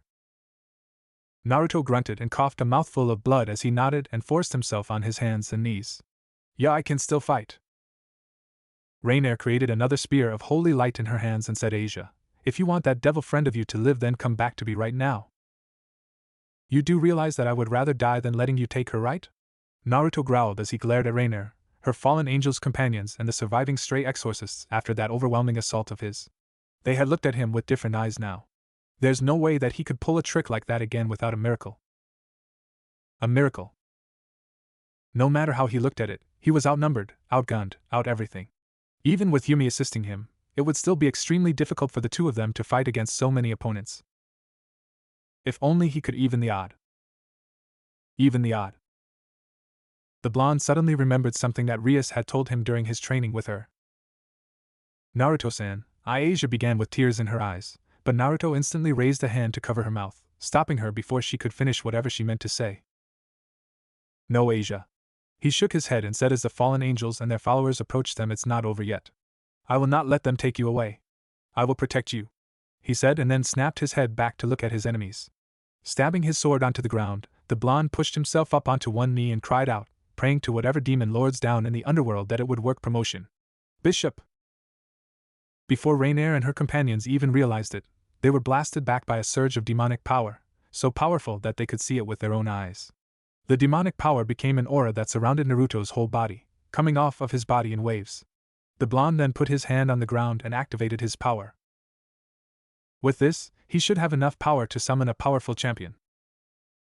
For a brief second, a small, smartphone-like device appeared in his pocket, but the blonde didn't seem to notice it. "Please let this work." Naruto prayed as he concentrated on the champion he wished to summon come. In a flash, a man with wild red hair appeared, dressed in a dark purple coat with wild dark fur trimming lining the hood, exposing his muscular torso, and white pants with brown boots. The most noticeable features about him, however, were a pair of metallic combat bracers that he wore around his arm, and the overwhelming presence of a fighter that he was radiating even as he stood there and did nothing. Rainier and her companion stepped back nervously at the sight of the man, who merely stood there with a bored expression on his face as he cracked his neck around before turning his body around to look at Naruto and Asia, with Yumi the magical cat at their side. Just the sight of a cat standing on a hovering book alone was more than enough for the boss to know which one was his summoner. So you are the summoner brat everyone has been talking about," the man said in a gruff tone. "You look like you have seen better day, even though you have that cat with you. Has anyone ever told you to never pick a fight you cannot win unless you are me?" He made a comment while gesturing his hand toward Yumi, who hissed at his remark. "Nice to meet you too, Set. Still angry that I stopped you from going for my team last time?" The boss merely gave her the middle finger. Set. Naruto nodded his head as he looked up at the red-haired juggernaut. "Beat it, kid. I don't have time for a half-ass summoner like you." Set cut him off while waving his hand dismissively. "Return me to my world. I have urgent business to take care of." "Wah, but I need your help," Naruto cried out in annoyance and frustration. "This is important. I can't let." But before he could finish, Set had reached down and grabbed the blonde by the collar of his shirt and effortlessly hoisted him up into the air. A stray exorcist took that chance to attack them, aiming for Set back. But the boss didn't even bother looking as he shot his hand back and punched the guy square in the face, breaking his skull and killing him instantly. "Hey! Put him down, you mean it?" Yumi detached herself from Naruto and lunged at Set with her claws, but the boss just lazily grabbed her and held her in the air before turning his attention back to Naruto, who was struggling to free himself, but Set's arm didn't even move an inch. Asia and Book also tried to help, but a flick of his finger was more than enough to knock both of them back. "Like I said, you are a half-ass summoner," Set said as he glared into Naruto's eyes, a dark expression on his face. "Why should I waste my time with a kid like you? You don't look like you can pay the fee either, so buzz off." With that, he threw Naruto onto the ground, causing the blonde to land heavily on his ass before tossing Yumi toward him, making Naruto catch her with both hands as Book flew over in relief. "So it's money then. Fine, help me and I will pay you later." Though Naruto wasn't sure if he had even made enough money to pay someone like Set, who seemed to see through him. "A no is a no, kid. Plus, my service isn't that cheap." Set growled. "Now, send me what's so funny?" He then noticed the evil smirk on his face and asked with a tick mark on his forehead. "You know what, boss? How about I summon your mother on your ass?" the blonde asked, smirking evilly and tauntingly. Much to everyone's surprise, Set looked quite taken apart by it. "Don't try to fool me. We all know that you can only summon those who qualified as champions." Naruto raised an eyebrow at that. That's something he didn't know, but still did his best to keep a straight face. Now was not the time to show weakness. "Wanna see me try?" Naruto asked as he put one hand on the ground, making a magic circle appear. "I wonder what Mama will say when she finds out that her good-hearted son isn't out building schools and hospitals for poor orphans but beating the craps out of his opponents in fight pits and ruling the criminal underworld of Ionia." Set muttered while pointing his finger at Naruto, shaking in anger but at the same time sweating nervously. Lore-wise, strong champions also meant that it was harder for him to enlist their services, but not Set, whose one weakness was his beloved mother. "Ha! I like you, kid. You have more guts than I thought." He then laughed with his hands on her hips, rather awkwardly, making Naruto, Yumi and Asia sweat dropped. "So, whose sorry asses do I have to beat in your stead, oh great summoner?" "Them." Naruto pointed his hand at Rainier and her group as Yumi copied his gesture with a paw. "Defeat them and protect Asia." Set then spun around and smirked as he cracked his knuckle. "I see. So, who's ready to rumble?" He then suddenly turned around to look at Naruto, waving a hand at him as he said, "Hey, listen, my mama don't need to know any of this. 'Kay? If you can beat them, then yes." Naruto nodded his head, satisfied as Set turned back to face the fallen and stray exorcists. He took a step forward, causing them to take one back nervously until a number of them gathered their courage and charged at him. Nothing I hate more than people with sleeves. With that said, he grabbed a stray exorcist by his head and slammed him down to the ground, breaking it and also his back in the process before lifting him up and throwing him at another, sending them both away.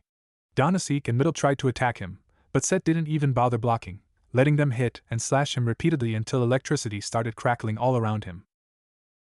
With a wide smirk on his face, The boss got into a stance with his right fist cocking back. Before any of them could react, Set threw his fist forward, punching the air with so much force it became distorted, blasting the whole area in front of him up with a shockwave that was generated from the sheer force behind his attack alone before unleashing all the damage he had taken in a wave of energy. Both Donasek and Milt were sent flying into the air with damages beyond imagination before landing somewhere in the park, unconscious. "Oh, no tapping out in my ring," Set said while twirling his fists around as all the cuts and bruises on his body healed up. "Die, you shitty devil summon!" Freed then came at him from the side with a stab of his light sword, but the boss merely shot his hand out and grabbed him by the neck in midair, wiping the bloodthirsty smirk off of his face with a question and a dark expression on his face. "You swing on the boss?" he asked with an eyebrow raised, and then punched Freed's gut with so much force a shockwave was generated and knocked everyone onto the ground. "Let's go for a ride." Saying that, the boss leaped into the air, carrying Freed with him. His whole body crackled with yellow electricity as Set flipped onto his back and slammed himself and Freed down into the ground and the last group of stray exorcists, knocking them into the air screaming in terror before the whole area around him exploded. Rainier and Calawarner managed to fly away at the last second, so they were spared from the destructive power of the showstopper. When the smoke was clear, the boss was the only one left standing, dusting his hands as he walked out of the hole of bodies he had left on the ground. Several of them were dead, no one more so than Freed, whose spine and organs had been completely shattered. "I don't like hitting women, but business is business. You two also don't look so harmless." And with that said, the boss charged at the two. But before he could reach either of his targets, a massive bolt of lightning shot down from the sky, hitting Rainier and Calawarner and sending them both stumbling onto their backs. Naruto looked up and smiled in relief to see his master Rias and Akino flying down toward him with their wings. Era, then allow me," Akino said with a soft giggle as she hid her smile behind a hand. Set thought she looked a bit creepy before he walked over to Rainier and Calawarner, grabbing the back of their heads and slamming their foreheads against one another, knocking them out cold. "Naruto!" Rias smiled as she and her queen landed in front of the blonde and embraced him. "You're okay, I'm so glad." Before Naruto could hug his master back or even enjoy the feeling of her very large against him, she pulled back and hit him lightly with a fist on his shoulder. "What were you thinking? You should have called us. You're lucky I saw you using Echo's ability from school and recognized it fast enough to view this park as enemy's territory for you to use promotion." Hey, sorry Bucho. There isn't time for a phone call." He then smiled at her before looking over at Set, who had a bored look on his face as he stood there with his arms crossing on his chest. "Thank you, Set, for helping me there." "Yeah, whatever, kid. I expect 24 gold coins as payment the next time you summon me or borrow my gloves, and remember, my mama doesn't need to know about all these, K?" With that, the blonde allowed him to leave, disappearing from the real world and returning to his sacred gear much to his friend's amusement. It was at that moment Naruto's promotion to bishop ended, and the smartphone device that had fallen out of his pocket when set through him disappeared with a crack of blue electricity. Feeling his strength left him, Naruto let himself fall back before anyone could catch him, sitting down on the ground with a tired smile on his face before looking at Asia, who kneeled down next to him with a smile on her face. It's finally over. It was the day after the battle at the park. After the fallen angels had been taken away, things had mostly gone back to the way it had been. Naruto had returned to school, and instantly the moment he walked through the front gate, Momo had gone out of her way to scold him for skipping school once again. Sure, he had a very good reason, but the white-haired beauty had had a firm belief that he should have informed her beforehand, and the fact that he had ended up at the internet cafe for half a day with Asia really didn't help him much. Now the scolding was not the problem. The problem was having to sit in Saiza for several minutes, and by the time Momo had finished, Naruto's knees hurt, and both his legs had become very weak. Not to mention that every single girl had been looking at them in amusement, with the exception of a few, and every guy looked ready to string him up, just because he was getting scolded by the number 1 second-year beauty Momo Hanakai. Once the final bell rang, he had grabbed his stuffs and hoofed it out of the classroom and down to the clubroom. By the time he had reached the old school building, he was worn out. But when he walked into the Occult Research Club clubroom and saw Asia Argento sitting there, wearing the Co-Academy girl's uniform, albeit with a black sweater vest over her dress shirt in place of the cape and corset, and smiling at him radiantly when he entered, all tiredness seemed to leave him. "Everyone, let's welcome Asia to our group," Rias finally introduced as she smiled at Asia as the two of them stood in front of the other members of her peerage, with Naruto sitting next to Kaneko who had Yumi napping on her lap. "On her request, I have turned her into a devil. She's my new bishop."